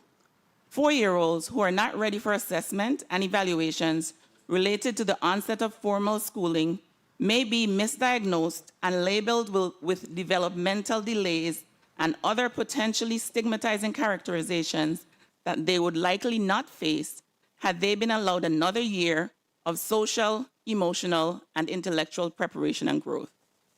Parents and caregivers who determine that their preschool-aged child would benefit from a structured early childhood education setting may already access pre-kindergarten via the Virgin Islands Department of Education's Granny Preschools, as well as through structured classroom settings in private and parochial schools. Additionally, Head Start exists precisely to provide a bridge for children during these formative years, offering individualized instruction, social emotional development, health and nutrition supports, and family engagement in ways that are not replicated in public school settings. Federal studies have shown that children who participate in Head Start programs demonstrate significant gains in vocabulary, early literacy, and social skills before kindergarten entry.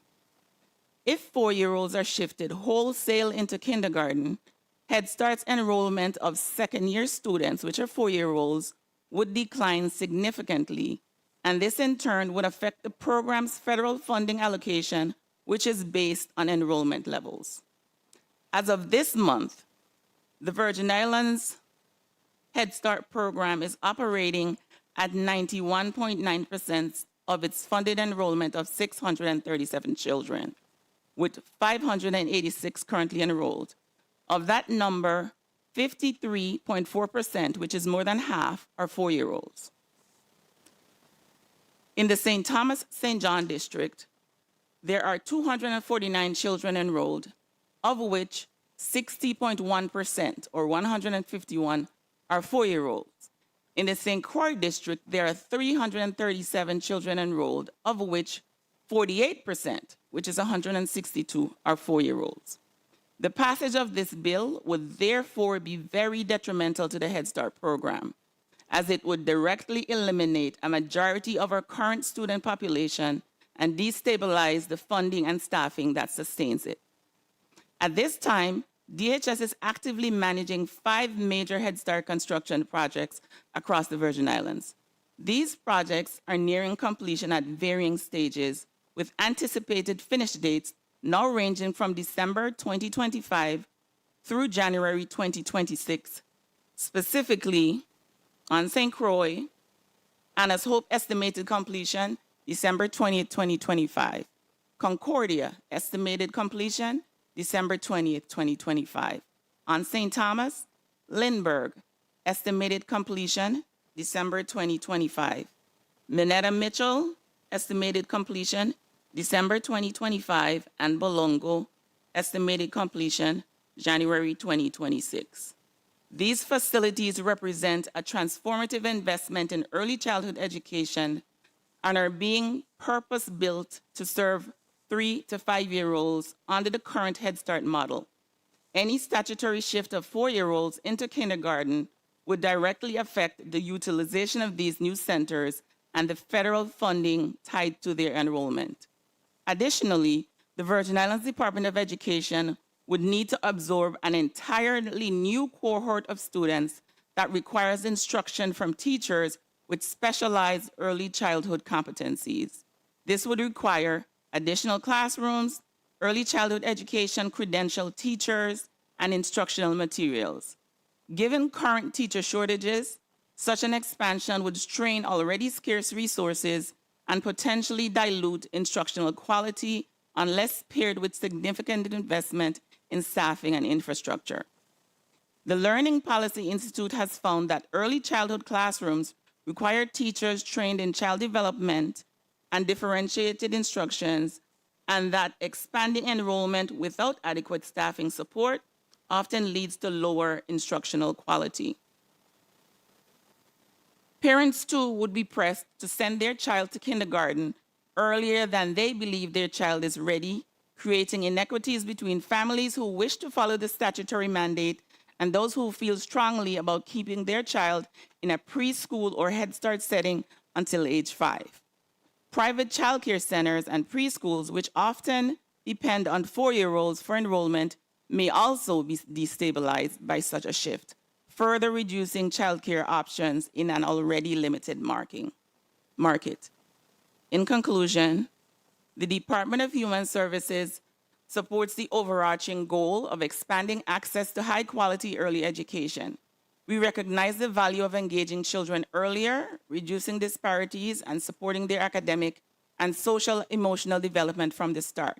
However, we urge that any shift in kindergarten entry age be undertaken with careful coordination between the Department of Education, the Department of Human Services, and private childcare providers.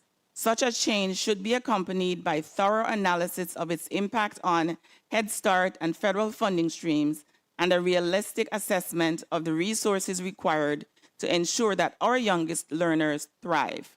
We stand ready to collaborate with this body and with our education partners to ensure that the best interests of Virgin Islands children and families remain at the center of any reform. Myself and Ms. Lewis are here for any questions. Thank you for your testimony, Department of Health. Good day, Honorable Senator Kurt A. Viole, Chair of the Committee on Education and Workforce Development, Vice Chair Senator Avery L. Lewis, Committee and non-committee members, and the viewing and listening public. I'm Dr. Nicole Cragwell-Sims, Assistant Commissioner, Virgin Islands Department of Health, testifying on behalf of Health Commissioner Justa Encarnacion, who is currently out of the territory attending an ASTO board meeting. Joining me today are Assistant Commissioner Ruben Malloy, Deputy Commissioner of Health Promotion and Disease Prevention, Dr. Janice Valmont, Chief Legal Counsel Marquise Taylor-Jones, and members of the MCH team, Director Mead and Ms. Jackson. Thank you for the opportunity to testify on Bill number 360069, an act amending Title 17, Virgin Islands Code, Chapter 9, Subchapter 1, Section 82, Subsection A, by changing the age a child begins kindergarten from 5 years of age to 4 years of age. At its core, the proposed bill seeks to strengthen early learning by allowing children to begin kindergarten at 4 years of age instead of 5. The motivation is understandable. We all want Virgin Islands children to have the strongest possible education foundation. It reflects a shared understanding that early learning lays the foundation for academic success, social development, and lifelong wellness. What research shows, however, is that early access does not automatically mean better outcome, particularly when readiness, equity, and system capabilities are not equally addressed. Across the United States, the standard age for kindergarten entry is 5 years old, a benchmark grounded in decades of research in child development, public health, and education. By age 5, most children have reached key milestones in cognitive, social, emotional, and behavioral growth. They can typically follow multi-step instruction and agree with overall direction, sustain attention in structured environments, and engage in meaningful play with peers. Their fine motor coordination, early literacy, and emerging numeracy skills are also more advanced, enabling them to participate fully in kindergarten-level learning. In contrast, many 4-year-olds are still developing these fundamental skills, increasing the likelihood of early academic struggles and behavioral challenges when placed in formal schooling too soon. Local pediatrician Dr. Trevina Moore, board certified in both pediatrics and developmental behavioral pediatrics, supports this position. She notes that while early access to school services can benefit families and help identify developmental concerns, research consistently shows that most 4-year-olds are not yet socially or emotionally ready for the academic expectations of kindergarten. Many may display early cognitive ability but lack the attention span, emotional regulation, and stamina required to sustain a full-day structured setting. National studies and pediatric research affirm that introducing formal academics prematurely can heighten anxiety, frustration, and behavioral issues without yielding long-term academic gains. Developmentally, most 4-year-olds are still mastering self-regulation, focus, and emotional control. When placed among older peers, they may experience increased behavioral redirection, classroom disruption, and feelings of inadequacy. Mandating kindergarten entry at age 4 therefore risks placing children in environments designed for older, more mature students, settings that prioritize early literacy, benchmarks over play, exploration, and social emotional learning. Leading organizations such as the American Academy of Pediatrics and the National Association for the Education of Young Children caution that chronological age alone is not a reliable indicator of school readiness. Children, particularly those born later in calendar years, may face unnecessary emotional and academic strain when required to begin formal education before they are developmentally prepared. Physical and health factors strongly support maintaining the current kindergarten entry age. By age 5, most children have completed their early childhood immunizations, providing essential protection for both themselves and their classmates in group learning environments. Their physical development, such as bladder control, stamina, and motor coordination, is also more advanced, enabling them to handle the structure and demands of a full school day. These developmental milestones align naturally with kindergarten expectations, creating safer and more successful learning environments. In contrast, pre-kindergarten or pre-K and Head Start programs are specifically designed to meet the developmental needs of 4-year-olds. These classrooms focus on social, emotional, and early academic growth through smaller class sizes, play-based learning, and routines that match how young children learn best through exploration, conversation, and hands-on activity. This structure differs intentionally from the more formal academic settings of kindergarten. A key purpose of both pre-K and Head Start is to build school readiness, the fundamental social, emotional, and cognitive skills that support later academic success. Head Start also provides wraparound support such as health screening, nutrition services, developmental assessments, and family engagement activities. These services extend beyond the classroom, helping to reduce inequities and remove barriers to learning for children and families. In the Virgin Islands, programs like Granny Pre-K, Sugar Apple Pre-K, and Head Start were created to offer this critical year of growth before kindergarten, ensuring children enter school healthy, confident, and developmentally prepared to thrive. Data collected by the Virgin Islands Department of Health highlights the need to strengthen early childhood support rather than lower the kindergarten entry age. Assessments show that access to early learning opportunities remain uneven. Many children from low-income households or those without access to private preschool enter school for the first time at age 5 and may be behind their peers in language, social skills, and behavioral development. According to the 2023 Maternal and Child Health Needs Assessment, only 48% of children ages 3 to 5 in the Virgin Islands receive timely developmental screenings. This gap underscores the urgent need to expand structured early learning environments that can identify and address developmental delays before kindergarten. The same assessment found that 21% of children ages 2 to 5 are classified as overweight or obese, reinforcing the critical role early childhood programs play in promoting physical activity, healthy nutrition, and preventative health habits before children reach school age. While early learning programs such as Pre-K and Head Start provide valuable developmental and health benefits, access is not universal. Eligibility is based on age and in some cases income, yet not all qualified children are able to enroll. Limited capacity and resources disparities continue to create barriers, particularly for families in underserved or low-income communities. These findings point to a clear policy direction rather than lowering the kindergarten entry age. Efforts should focus on strengthening and enhancing access to high-quality education, early education childhood programs that meet the developmental, social, and health needs of every young learner. Research supports this approach. A longitudinal study published in Pediatrics 2020 found that the skills children bring to kindergarten, such as vocabulary, math knowledge, and classroom engagement, predict academic performance, health behaviors, and grade point averages well into adolescence.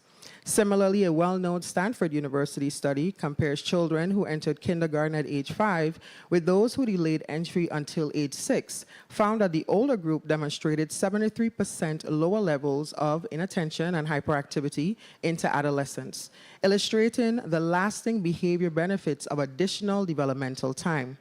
Further assessments of state kindergarten cutoff policies across the United States confirm that older kindergarten entrants generally experience stronger academic and behavioral outcomes throughout their early school years. As we all work to improve educational outcomes in the Virgin Islands, maintaining age 5 kindergarten entry is a developmentally sound and equitable policy. This policy reflects extensive development science, public health standards, and educational research. It ensures that our children are more prepared to meet classroom expectations. It aligns with national health standards and allows pre-kindergarten programs for 4-year-olds to focus on essential readiness skills.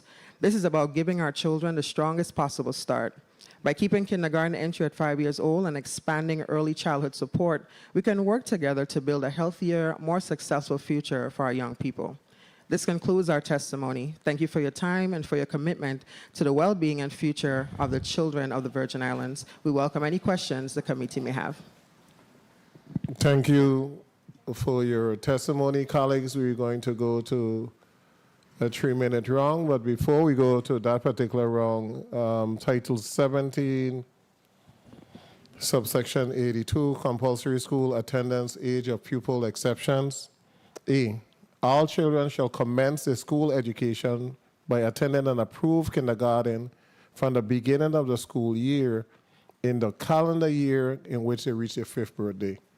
So that means that if the student is going to reach 5 years old in November, they start school at 4 years old in August. Okay, so they could make 5 up to December 31st, and they're going to start school in August. The bill proposes to strike 5th and insert 4th. So that means if the child makes 4 years old in November, they're going to start school at 3 years old in August. If you look at the data from all of the states, which I was surprised, and I'm glad this bill came up because you got a chance to look at stuff. And if you look at the data from all the states, We're literally the only jurisdiction that has that calendar year December. All other state has September, and I think Colorado and Maine, the latest is October. So just food for thought as we go along with the discussion. 3-minute round, colleagues. Senator Franklin Johnson, you recognize. Good morning. Thank you very much, Mr. Chair. I felt so excited about this measure, and when I start digging into some of the testimony, I was like, whoa, slow down a bit.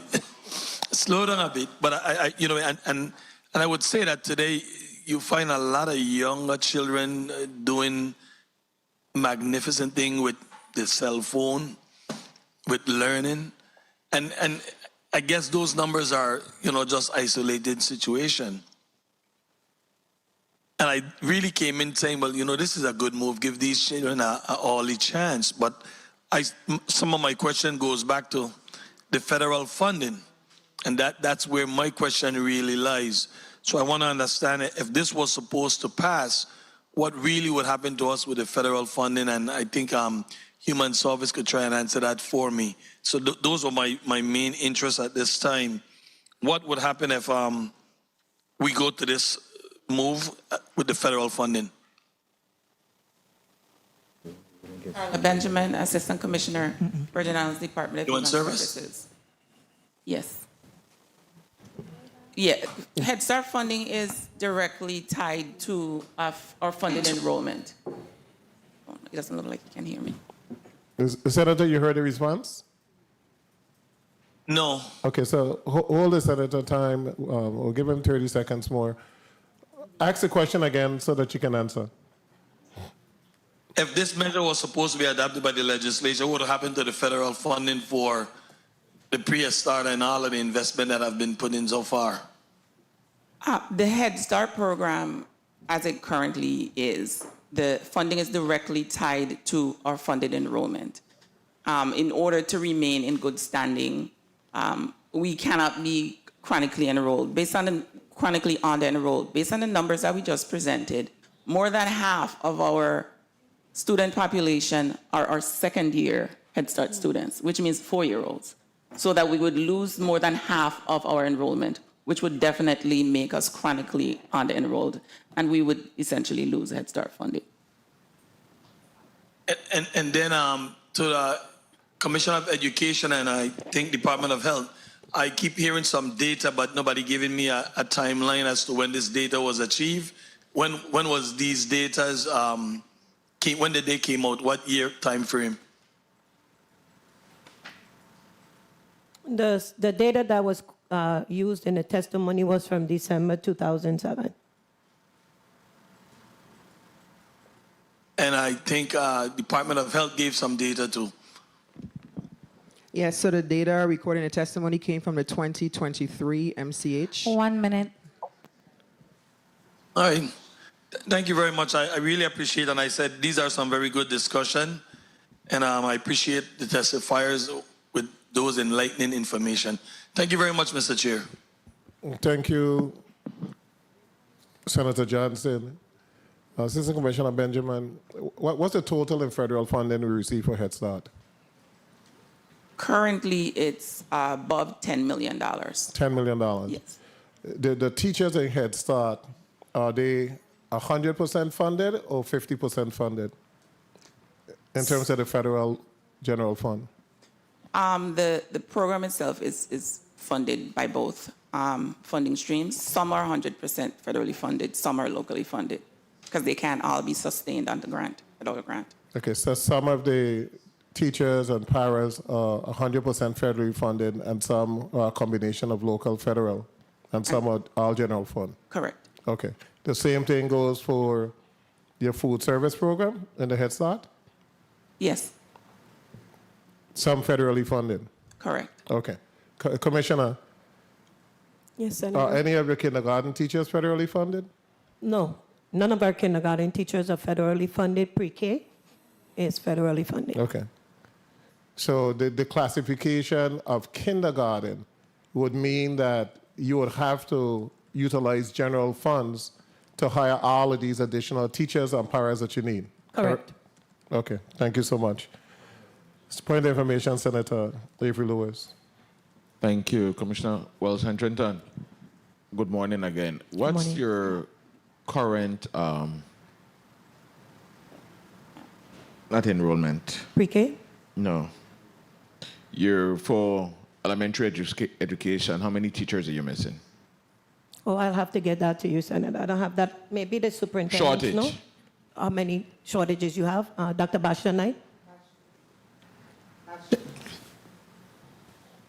Bastionite, St. Croix District, while I do not have the actual number, I do know that we have a lot of vacancies that we currently can't fill. We're actually awaiting some early childhood teachers to come and fill some of the gaps that we currently have. And remembering this. And this is an elementary level which we're speaking about. Correct, early childhood to Only- be able to teach those Yes. pre-K and kinder classes. If at some point in time, Commissioner, you could get that shortage number for me, that'd Of be course. grateful. Thank you, Mr. Chairman. Through the chair, thank you. Thank you, Senator Lewis. St. Thomas, you have a shortage of elementary educators? Yes, we do. Go ahead now. Hello? Name? Simrity Brown? Yes, we do. Okay, thank you so much. Senator Carla Joseph. And thank you so much, Mr. Chairman. This is a very good conversation.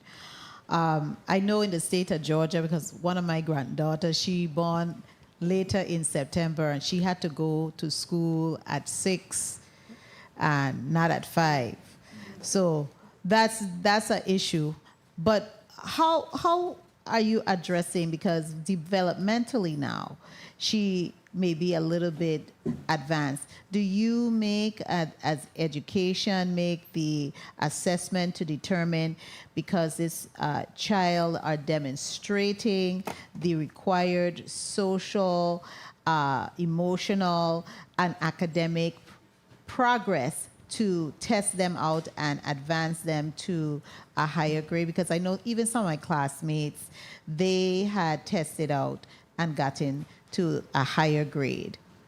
So our schools have basic child study teams, and if a child is determined to be advanced, they would do a screening of that particular child, looking holistically at the child and make that adjustment if needed. We've done that in the past. Okay, so the issue regarding children who are advanced is already embedded in the academic structure, so we don't have to worry about that. But my concern, and I really want to point out the Department of Health, their issues, their concern, and correlate it with the Department of Human Services, because Head Start plays such a critical role, that preschool and building readiness. What is the purpose of that? What is the underlying purpose of Head Start and that preschool readiness? What is the purpose? Because that's I think is a fundamental issue that we have to look at, as far as academically, socially, even economically. One Dr. minute. Sim, yes. Head Start? No, well, Head Start, and also how it factors into health. Right. Because we're looking at immunization and the like. How do you see the correlation between those two? Right. So thank you for the question, Nicole Cragwell Sims, Assistant Commissioner, Department of Health. So the two marry, our sister agency, in that Head Start and that pre-K program. It is necessary for the development. I know Senator Johnson mentioned children and their 30 capabilities seconds. to kind of go through some technologies and electronics, but that's really technological familiarity and not developmental readiness. There's a difference in that foundation, and so the pre-K opportunities provide that opportunity for children to naturally grow and develop in the way that they should. When it comes to health, we're also looking at the age of readiness physically, right? Mentally, emotionally, and receiving the vaccines that you need to go to school because of the setting that you'll be in. So it definitely Time. partners and goes hand in hand in a process that looks at the holistic child. Right, because that's what I was getting at. Mr. Chairman, I'll wrap up. Developmentally, we want to assure that we aren't exposing the students, because now they're going into a major population that is not just composed of students their age. You have students who are going to be 11, 10 years old, so they mature enough to handle that type of environment and perhaps put more burden on families and our system. Thank you so much, Mr. Chairman, for the time. Thank you so much, Senator Carla. Jose, point of information, Senator Alma Francis Eiliger. Thank you. Thank you so much. I wanted to call this point of information just to share some additional information with you guys. I did submit an amendment to this piece of legislation as when I did the introduction, I spoke about Title 17 subsections 232, 233, and 234, because what I had attempted to do in the amendment was to incorporate and shift over the age 4 to that, and also give the commissioner the option that if for some reason, even though it was mandatory, they could have discretion if something is happening with the child, if they're not socially ready or whatever. So that is what the new amendment was to look like. But how I drafted it, some of the wording had overlapped with, I think, another bill that's coming up. So we're working on revamping it. So part of the reason why you guys are here today is I could have asked the chairperson to pull the bill, because this is not what it ultimately would look like.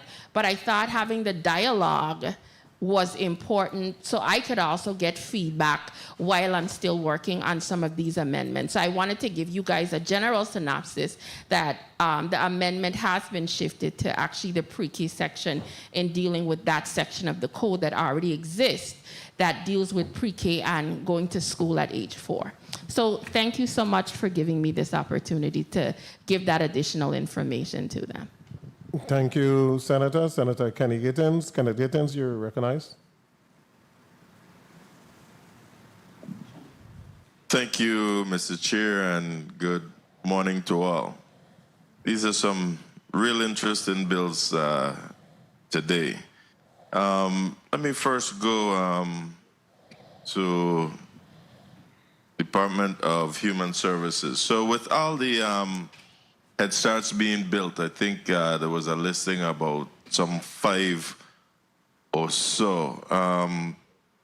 To gain a better insight into the operational or funding disruptions and how they might affect access or quality of services, what specific impacts do you foresee on the Head Start program itself and the territory-wide preschool initiative if the kindergarten entry age is actually lowered? Carla Benjamin, Assistant Commissioner, Department of Human Services. And after I make my comments, if the administrator for Head Start can be allowed to speak as well. We definitely, based on our numbers, anticipate that the majority of our students would fall into the 4-year-old category. The Head Start program is designed to allow children to come in that first year and then to return that second year, receive all the support services, the wraparound services, and in collaboration with the Department of Education and the Department of Health, make that transition then to kindergarten. Additionally, the funding enrollment and the federal funding are both tied together. So if we were to not have 4-year-olds, it would be impossible to meet any 1 minute federally funded enrollment that we have. We are having trouble currently meeting our federally funded enrollment. And the Head Start program, because of the uniqueness of the services that it provides, there are children right now who qualify to go to the granny preschools, but actually have attempted that and have come back to Head Start because they need the services that Head Start have, because they're different.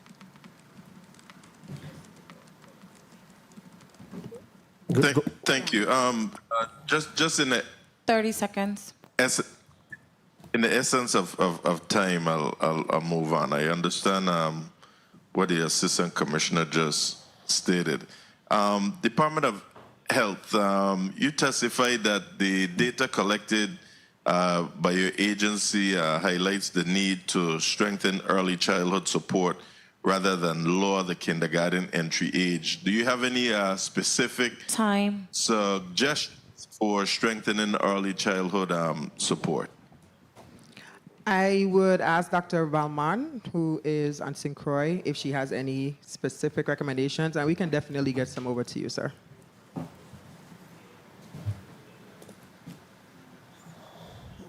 Janice Valmont, Deputy Commissioner of Health Promotion, Disease Prevention. There are several different strategies that can be used. And in fact, I was having that discussion just recently with a colleague about looking at the Department of Health. We already serve the Head Start program with regular screenings and continuing that type of effort. And through our VICPAP program, we do serve that population in terms of providing support in terms of behavioral and services. So definitely, besides just partnering and collaborating with our Department of Education, Department of Human Services, and our community-based organizations who serve that population, we are definitely considering working with the childcare centers, increasing that collaboration to provide additional support through the Department of Health, specifically through the MCH program. So those are some opportunities that we are definitely continuing to grow and explore for supporting early childhood, because we know, I call it front-end loading. The more we can support and present opportunities from early, we can see the long-term effects. I like how you sit there and you maintain that eye contact, because it seems like you were right in my head as I was going to ask you specifically which program within the Department of Health, and you went right there. Something near and dear to my heart, because you know my mom worked in that section for many, many years, MCH. Thank you for that response. Mr. Chair, I had two more questions, but I will just ask you if I could just ask one, please. Proceed with the one. Thank you.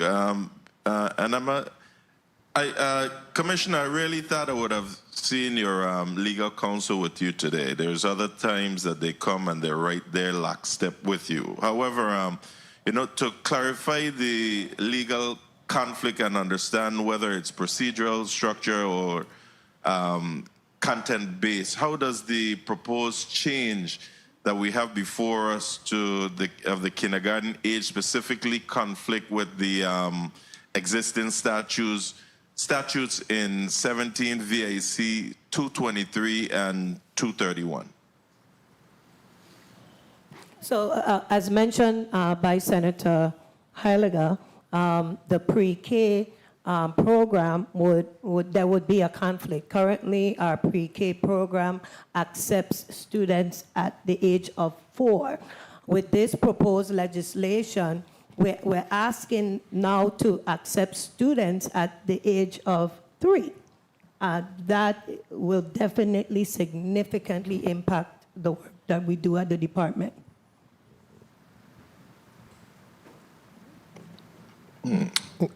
Got it, Thank Senator? you. Thank you, Chair. I'll say that again. No, I said you got the response? Am I missing something? Not totally, but I'll rest. Thank you. Okay, thank you. Thank you so much. This legislation will make all the granny pre-K programs kindergarten. Whether it's Sugar Apple or whatever else you want to call it, all of them would automatically become kindergarten. You wouldn't have any granny pre-K. So granny pre-K would then become like 3-year-old and some 2, because this bill would allow 3-year-old to start kindergarten if they're making 4 by December. The next ramification I'm saying that is very serious is, and Human Services is being very nice in how they say it all the time, but Assistant Commissioner Benjamin, we'll lose a federal grant, all $10 million, because we don't have the enrollment, correct? Correct? Correct, Senator. And how many individuals do you employ in Head Start? You could get, yes, ma'am? 180. 180. So we're jeopardizing possibly 180 jobs that are partially federally funded, to include school lunch and everything else that you can think about. It's significant. Point of information, Senator Avery Lewis. Thank you, Mr. Chairman. And just to extend to something that the chairman just said, while we talk about Head Start and we talk about Department of Education, let's not forget the daycares, the private sector. I don't really think government is designed to stop the private sector. So we just got to be careful what we're doing. And while I understand the intent, we also have the private sector who employ as well, and who is having hardship as well, finding bodies to be in front of these students to educate, just like Department of Education and the Head Start. So I just have to put that on the record, and then, you know, Department of Human Services placed on the record when their new facilities open. They may put a run to on the daycares as well. So just putting that on the record. Thank you. Commissioner? So if I may, Senator, in reference to the inquiry that you made, Senator Lewis, we have 4 early childhood education vacancies in the St. Thomas St. John district and 7 in the St. Croix district. Okay, thank you so much. Senator Maurice James, you recognize.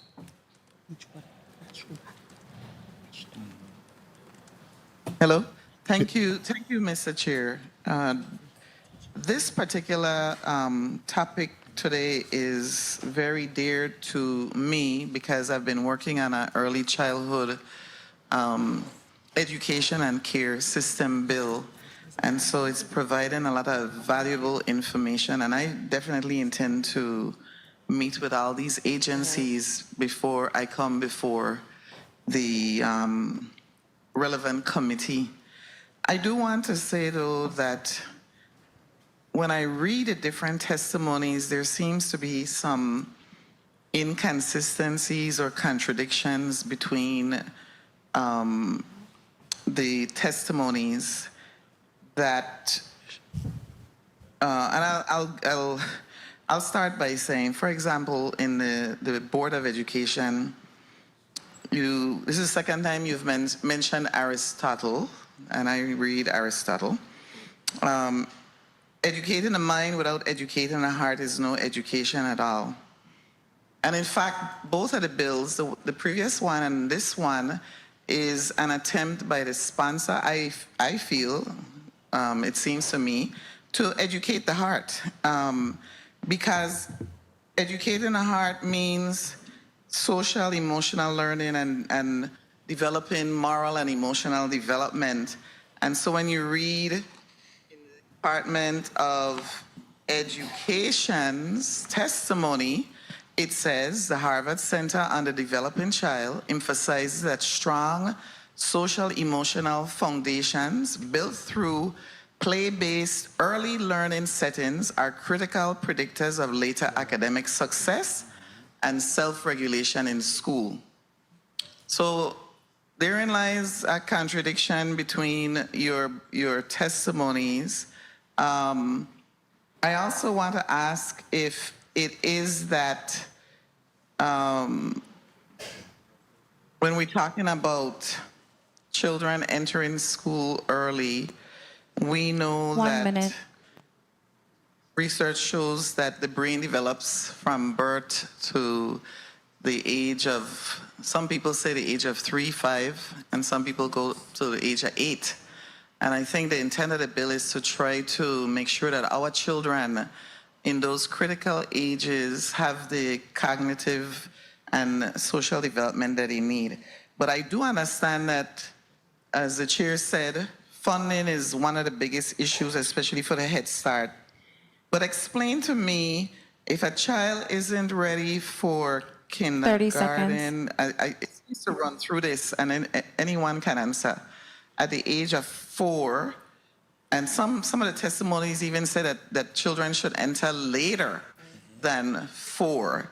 So we need to be on the same page with regard to that. But please answer then, for the Head Start enrollment, children do enter at an earlier age than the age of 4. So if they're ready to enter Head Start, why are they not ready to enter kindergarten? And is it because of the structured setting and the additional support system that I think highlighted by the Department of Health which, by the way, I do like the Department of Health testimony. I'll go on the record as saying that. Thank you, Mr. Chair. I don't really have more on this because I myself feel I need to do a lot more research and collaboration with respect to my bill. Thank you. Thank you so much, Senator James. I think it's a common consensus that the earlier you start, the better off you are. But the issue is the kindergarten, because the kindergarten means after that you're going to first grade. The kindergarten is more academic than social, emotional. So the other pre-levels, whether it's pre-K4, pre-K3, you want that. And you would want to mandate that students start at 4, but not in kindergarten, but that they're in some type of program, because that pre-K4 is learning communication, social skills, your ability to listen, ability to follow directions, your fine motor skills, cooperating with others, managing your emotions. While kindergarten is more academic. Start with your letters, start writing your name, it's a more academic setting. So the intent I understand, but not at the kindergarten level. I mean, if there's a mechanism where we have sufficient spots for all 4-year-old and you're mandating that they're in some type of program, I think that is a bit different. Well, Human Services, when the other sites open up, you're going to have additional capacity or the same capacity? It will be the same capacity. Put your name on the record. Sorry, Masika Lewis, Administrator for the Office of Head Start. It will remain the same capacity. We just will be changing the sites. Correct.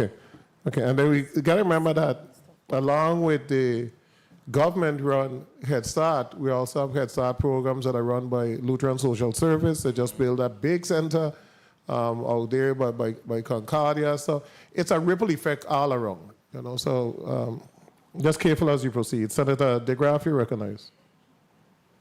Oh, you had a point of information, Senator Carlo Joseph. Thank you so much, Mr. Chairman. Around this conversation regarding preschool and the like, I wanted to ask Department of Human Services Assistant Commissioner Carla Benjamin, do you have a waiting list for students or young people, between the ages of 3 to 4 or 3 to 5 who are waiting to come into the Head Start program and you're unable to provide the services? Carla Benjamin, Assistant Commissioner. We do have a waiting list, but we also have available slots. So parents are able to choose where their child attends Head Start. So in some situations, even though there may be an available slot in the district, the parent may not choose to send their child to where the vacancy is. Mm-hmm. Understood. Okay, thank you. Thank you so much. Senator DeGraff, you recognize. Thank you, Mr. Chair. Good morning, colleagues. Good morning, testifiers. I think when I was growing up, you had Sesame Street, Mr. Rogers' Neighborhood. Mm-hmm. My children growing up, they had Barney. Now, my 4-year-old granddaughter, who is now 5 years old, when she was 4, told me, she said, "Grandpa, I'm a big girl." So she was looking forward to go to school when she made 5. I think, I look at the plane and say, all the information we put out here, I don't second guess. I understand it. But as one, I like to make sure we give that extra credit to our children. What's the real difference between a 3-year-old and a 4-year-old, a 4-year-old and a 5-year-old? You could tell me anything, but when your parents, when you're growing up and they send a 12-year-old out, I'll keep it local. Growing up, you had to go down to the pipe and bring up water so you could bathe, so you could have stuff fixed up and things. It didn't make a difference what age you were. You had a paint bucket, you go down, you bring up water. So you are in the job of educating, educate the children. So, but reality is the great information that was put out. Now, what seems to have me a little off is when you mention pre-K. Department of Human Services, you deal with 3 to 5, but 5 is when you start education, start school. So if you get $10 million for funding for 3 to 5, and 4 is your number that you're looking at, that if we start school at 4, it bumps you out at $10 million. Then it puts education in an issue where they have to find now 1 funding minute. for teachers and everything. So it sends really an odd message that I myself was listening to, and not trying to contradict anything that you, the experts, are putting out, but it becomes contrary. So for me, I personally think that from a 4-year-old to a 5-year-old, there's no difference because of the things that that the age we are now. I'm not saying there isn't. So don't get me wrong that I'm not saying it. I said to me, the data you have to supersede me and correct me, I'm sure. But I'm just saying, when you take, like you mentioned, a 5-year-old, but because of when your birthday 30 is, you start seconds. school at 4, has data shown that that child goes through school behind? If I don't know if there's any data that would say that. Is there anyone that could say that? Does that child go through school behind or at a disadvantage? We don't have that data here now, but I'm pretty sure it can be generated, Senator. Your opinion is different to my opinion. There is a difference. And we're talking about children entering school at 3. Remember that now. We accept students Time. right now who make 5 by December 31st. We are now saying we're accepting 3-year-olds who make 4 by December 31st. There's a stark difference. You might have 3-year-olds that are not fully potty trained. You may have 3-year-olds that don't have the social emotional levels that we are looking for. So we're setting our children up. It's a disadvantage for our children. Now you might have some outliers who can, but the majority are not ready. They're not. And so with this, you impact our pre-K program, which is federally funded, where we accept the 4-year-olds into the school that are not, follow human services, Head Start requirements. They come to us, and so we're able to give them that early childhood start. But now you're talking about taking that back to preschool. Right. It's a difference. Okay, Superintendent, yes. And just putting on a record, Bashna Knight, Superintendent St. Croix District. For our Granny Pre-K program, we utilize the LAP 3 assessment. That's the learning accomplishment profile that's used to study children between the ages of 36 months to 72 months. And a majority of our 4-year-olds who are currently in the Granny Pre-K program, they struggle to attain a successful rate. And even at the end of the school year, as you prepare for that transition to kindergarten, we often have to put plans in place for majority of those students because they don't meet the cognitive development for transition. The social, the personal, the fine motor, understanding spoken words are often still struggles to those students. Okay, and Commissioner, for the record, I yield 100% to your assessment. Is no question in my mind. But like I say, it was just my opinion, but I yield to what you have to say. Thank you for the time, Mr. Chair. Thank you, Senator DeGraff. And I caution when we're thinking about this scenario in utilizing, like how the senator said, his grandchild and her development, which is more than likely true. But the converse is that the public school must educate every single student. So you will have these students, they could do it at that particular age, but then you're educating all. And we're not even talking about students with disabilities. Okay, we ain't even factored that in yet. So it's a lot, and I'm glad that we're having this discussion today. Senator Noel Francis, you recognize. Thank you very much, Mr. Chair, and thank you for all of the testimonies. I must say that they're very thought-provoking testimonies that have been put forth here, certainly by the Board of Education, Department of Education, Department of Human Services, and the Department of Health.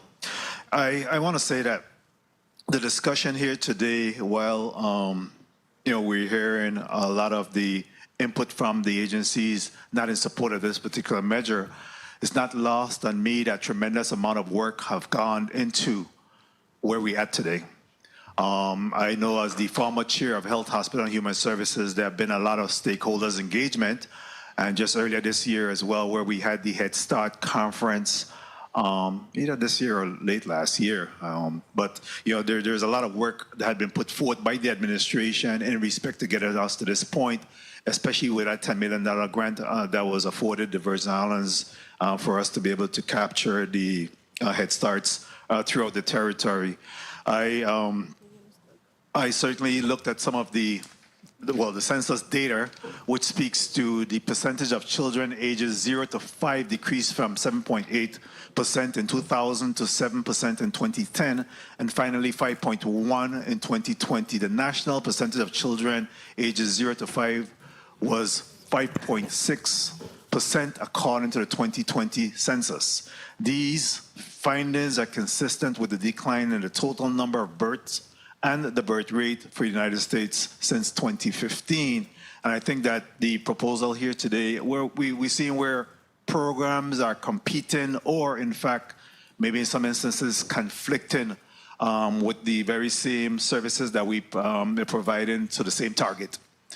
So we have to be mindful of that and really just kind of be careful how we proceed. When I first saw the bill, I said, well, this is certainly a great year. In us being able to lower the age, but when you started to read and hear the testimony, realistically, we see where the data that have been provided here is certainly one that should be considered. I like the Department of Health where you talk about developmentally sound and equitable policy. That certainly resonates with me.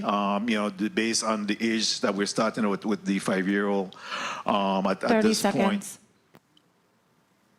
Just real quickly, what is is there any data that support or could give us what is in the Virgin Islands, what is 4-year-olds compared to 5-year-olds? What that population look like? Human Services or Department of Health could provide that number?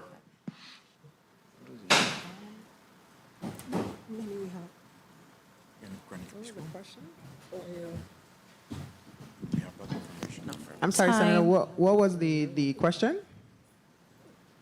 The question is, what is the number of a population of 4-year-olds versus population of 5-year-olds? We would have to get that information. We don't have it. Well, I don't have it right now. Department of Education, do you? Yeah.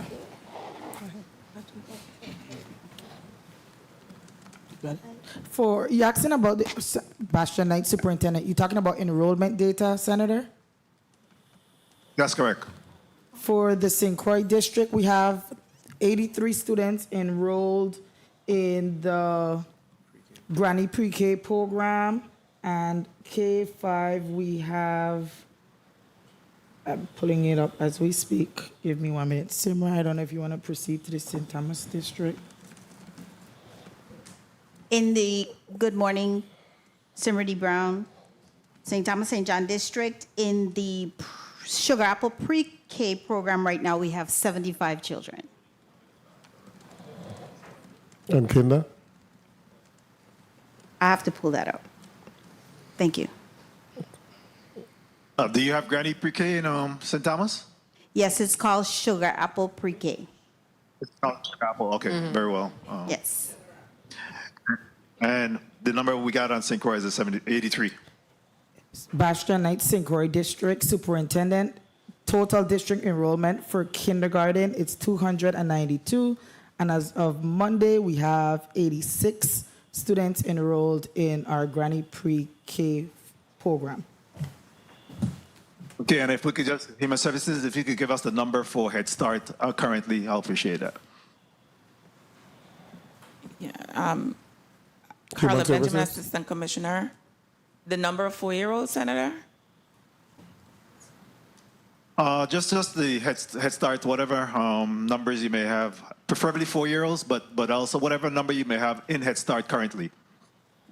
Yeah, it's in the testimony.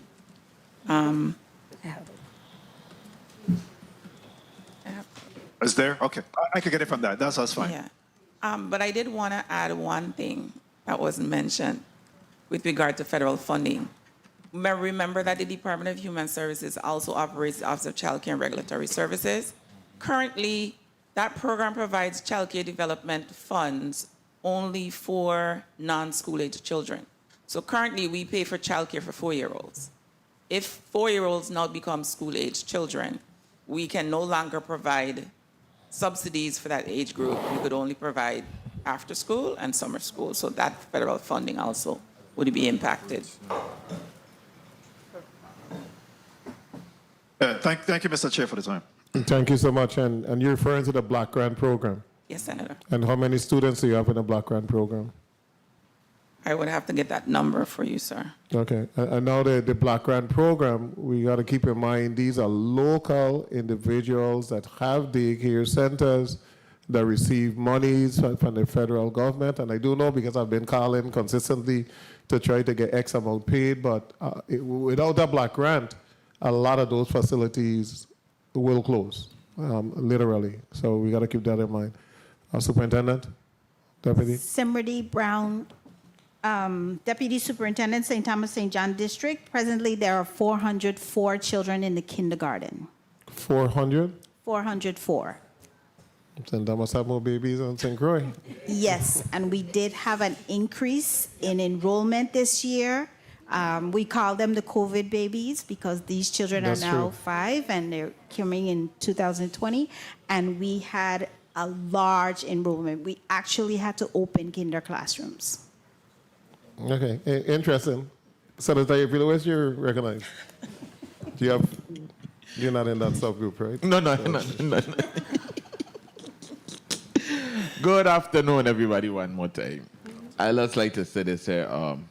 It's a good discussion this morning. I think it's a discussion that probably was long overdue. And, hearing the side, good side and the pros and the cons. There's a lot of parents out there probably possibly feeling, my child could take up my phone and manipulate my phone and they could go on YouTube and they could this and that. My child ready for 4th grade. Sorry. My child is 4 ready for...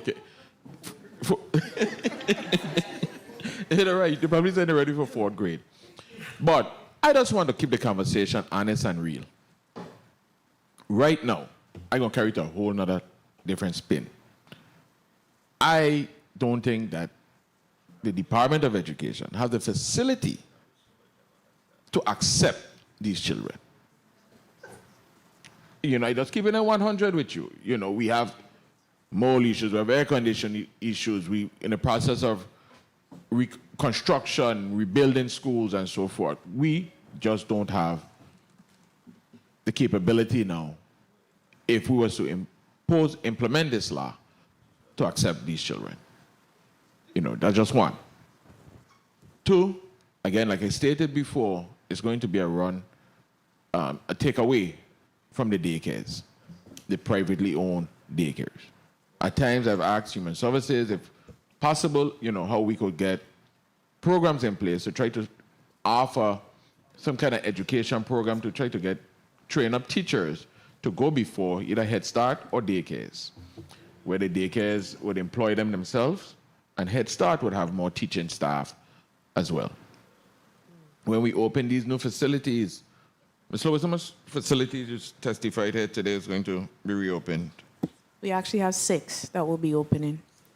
The one in St. John up and running? The one is in St. John 1 is minute. operational, yes. It's operational now. So we have 5 more to go. And what's the age?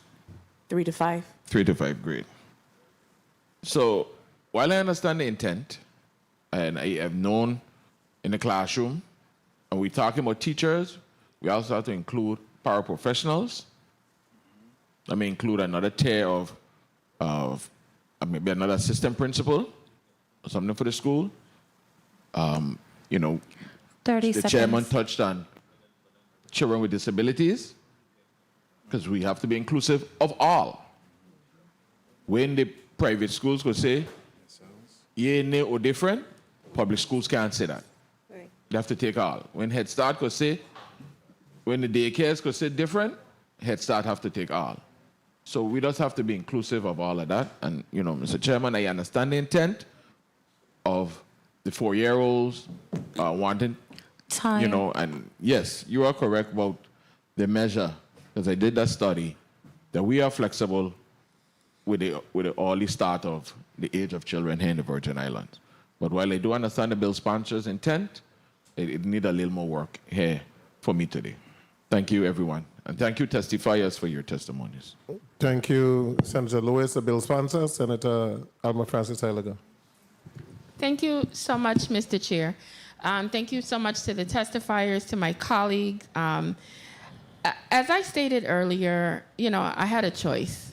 Do I let us have this discussion with the bill in its current form, or do I ask him to pull it?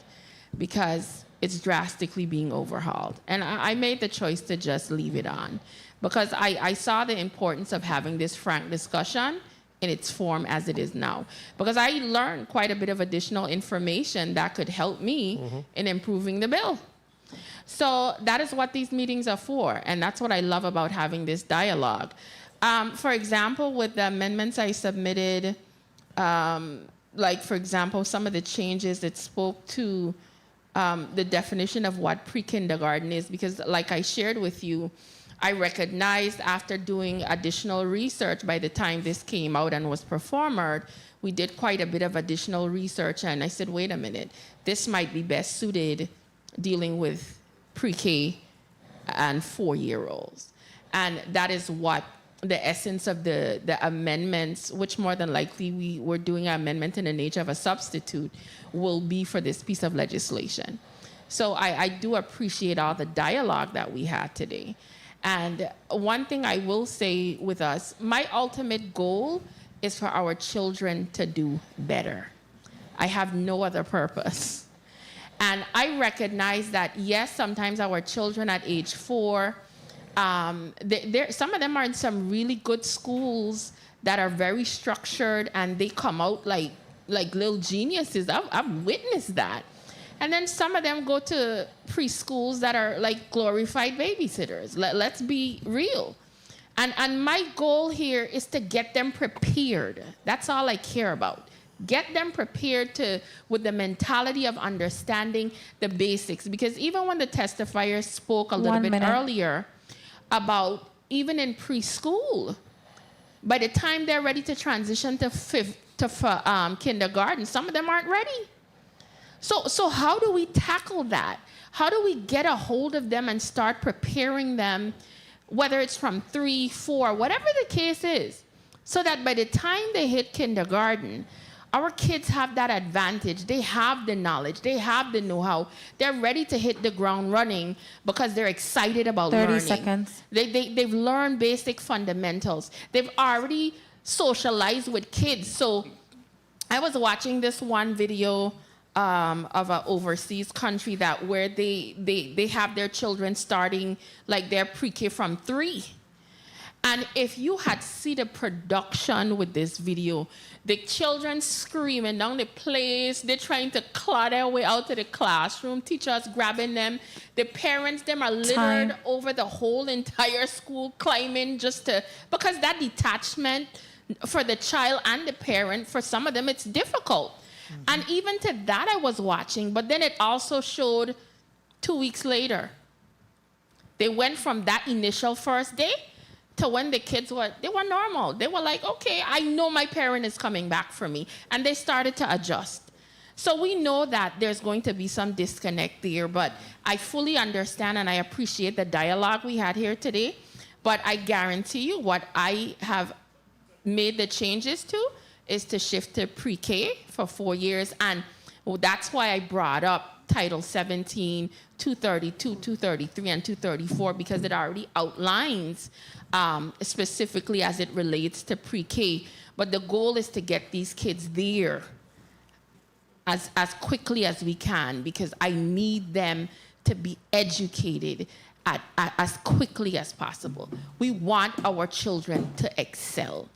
And yes, I went to Charlotte Amalie High School, and to excel always, I know it like the back of my hand, class of 91. But, the stenographer too, that's my classmate. But at the end of the day, our goal is to really, when we become representatives of the people, we listen, we hear, we pay attention to what's happening around us. And if I want better for the kids of this territory, I know you guys want better too. So collectively with this information, I'm sure we could come up with something that could really help propel our kids forward. So thank you so much. And we will be requesting to hold a bill. That was the intent all along, but I wanted to have the dialogue today.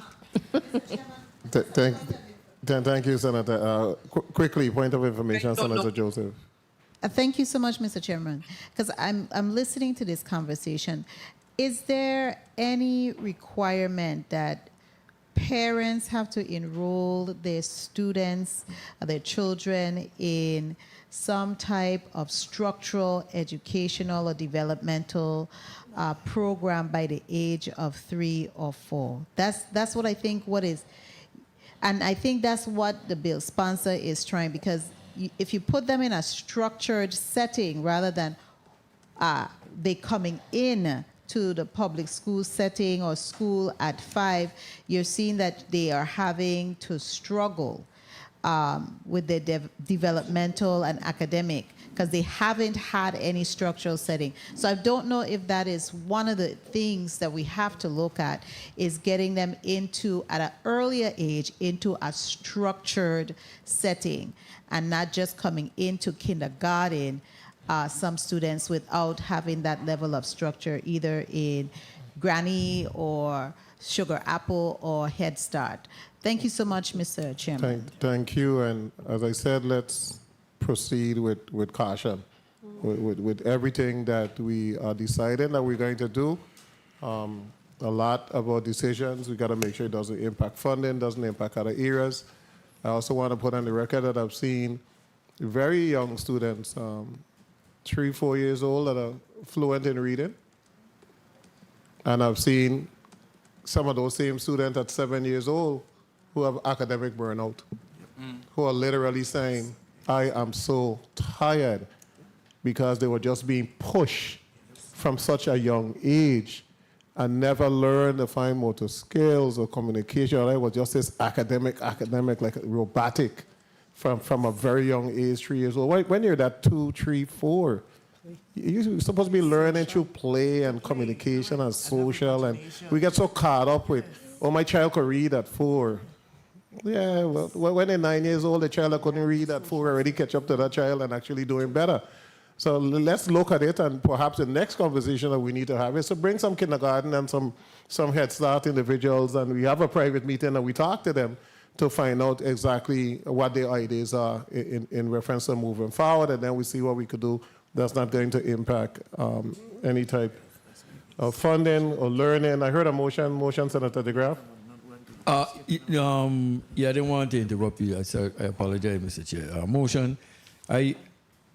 I move that Bill number 36-0069, an act amending Title 17, Virgin Islands Code, Chapter 9, Subchapter 1, Section 82, Subsection A, by changing the age a child begins kindergarten from 5 years of age to 4 years of age, be held in this committee at the call of the chair. I so move. Motion made by Senator Graff, seconded by Senator Joseph. Bill number 36-0069, an act amending Title 17, Virgin Islands Code, Chapter 9, Subchapter 1, Section 82, Subsection A, by changing the age a child begins kindergarten from 5 years of age to 4 years of age, will be held in the Committee on Education and Workforce Development at the call of the chair. I am rushing a bit. I know we had consensus, so that was like, hey, we have consensus from everybody. Roll call, roll call, roll call, roll call. So why did you guys let me go through the whole thing and then wait until I finish to say a vote? Couldn't somebody just say roll call? What type of colleagues do I have? Roll call. Senator Dwayne M. DeGraff. Senator DeGraff, yay. Senator Kenneth L. Gittins. Senator Kenneth. Yes. Senator Gittins, yay. Senator Maurice C. James. Yes. Senator James, yay. Senator Franklin D. Johnson.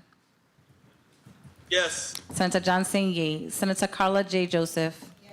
Senator Joseph, yay. Senator Avery L. Lewis. Yes. Senator Lewis, yay. Senator Kurt A. Vialet. Yes. Senator Vialet, yay. Mr. Chair, you have 7 yeas. Thank you, Madam Clerk. Bill number 36-0069, an act amending Title 17, Virgin Islands Code, Chapter 9, Subchapter 1, Section 82, Subsection A, by changing the age a child begins kindergarten from 5 years of age to 4 years of age, will be held in the Committee of Education and Workforce Development at the call of the chair. Committee will take a 2-minute recess.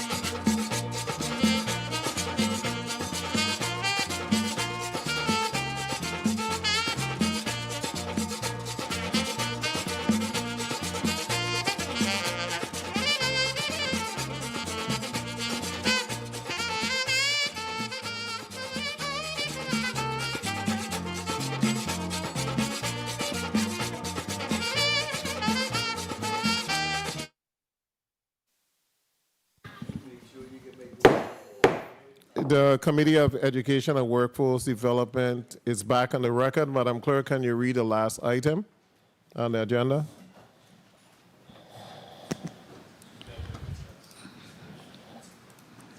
Yes, Mr. Chair. Bill number 36-0080, an act amending Title 17, Virgin Islands Code, Chapter 5, mandating a daily morning exercise routine for students in all public schools in the Virgin Islands. Sponsor, the Honorable Alma Francis Heiliger. Invited testifier, Kaiser A. Coward, PhD, Chairperson, Virgin Islands Board of Education. Honorable Dion Wells Hendrickson, Ed D., Commissioner, Virgin Islands Department of Education. Honorable Justa E. Encarnacion, Commissioner, Virgin Islands Department of Health. Mr. Brian Young, MD, Pediatrician, Partners for Kids. And Vincent Robert, Commissioner Designee, Virgin Islands Department of Sports, Parks, and Recreation. That concludes the reading. Thank you, Madam Clerk. I will recognize the sponsor of the bill, Bill number 36 as 0080, to provide some remarks. Senator Alma Francis Heliger, you recognize. Thank you so much. Good day to my colleagues, to the testifiers, to the people of the territory. Bill 360080 specifically had to do with trying to add some exercise programs in the morning. The reason why this was done, because we all know a lot of our children have recess already. There's physical education. I know when I was in high school, I had to do up to 2 years of phys ed. I think it's been changed to 1 year now, from what I understand. But this was more along the lines of just carving out a few moments in the morning, not to do rigorous things, more like yoga type breathing, and to get our children in a mental state of mind for preparation at the beginning of the day. But in reading some stuff in the bill, some things are not there that I need to carve out and differentiate between those that are already doing physical activity versus those that are still, doing the mandated physical education. So I don't want us to, have a whole long hour and it's going to be updated with the additional information. So I wanted to just put that on the record, because the intent, again, is for the best well-being of our children. And when I took the time out to do some research, that if you even carve out 3 minutes at the beginning of the day for those that might not be doing active physical exercise, and at those times, that short period of time could really change the mindset of a child and how they go through the entire day. So for me, if you notice, the 3 pieces of legislation I've attempted to bring today all have to do with our children, education and well-being, and then potentially progressing further. So in speaking with my colleagues, we're going to hold this one so we could make sure everything that I intended to be in the piece of legislation is there, so that we could have the best legislation forward. So I really appreciate everyone today and my colleagues for our dialogue. And I think today was a very productive day. And I'm very happy that we had this meeting. And I'm walking away with a wealth of information to further develop these pieces of legislation to benefit the children of our territory. Thank you so much, Mr. Chair.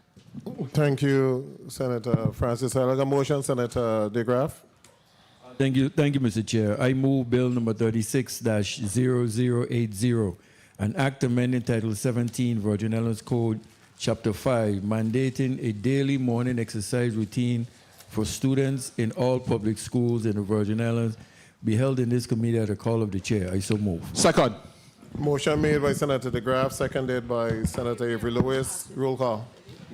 Senator Dwayne M. DeGraff. Yes. Senator DeGraff, yea. Senator Kenneth L. Gittins.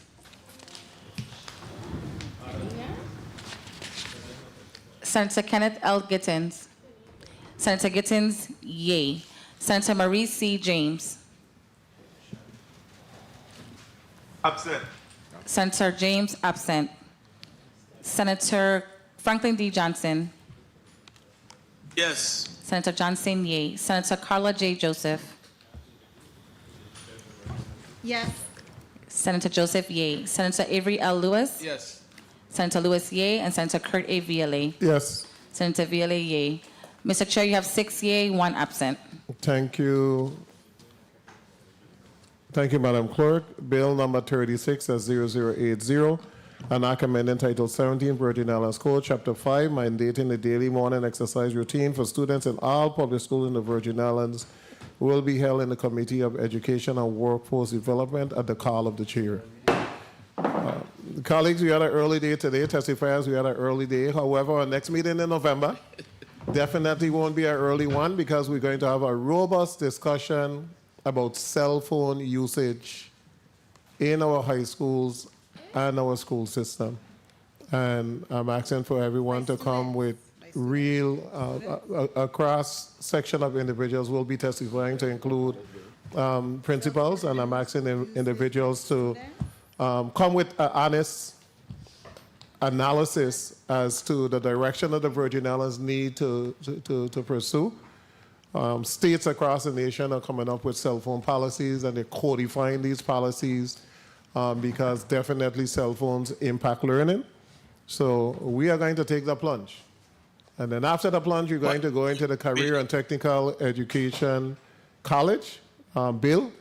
We have a large number of testifiers for that particular bill, to include individuals from CTEC, encouraging all the members of this committee and the non-committee members who are going to be at the meeting to read a particular bill in its entirety.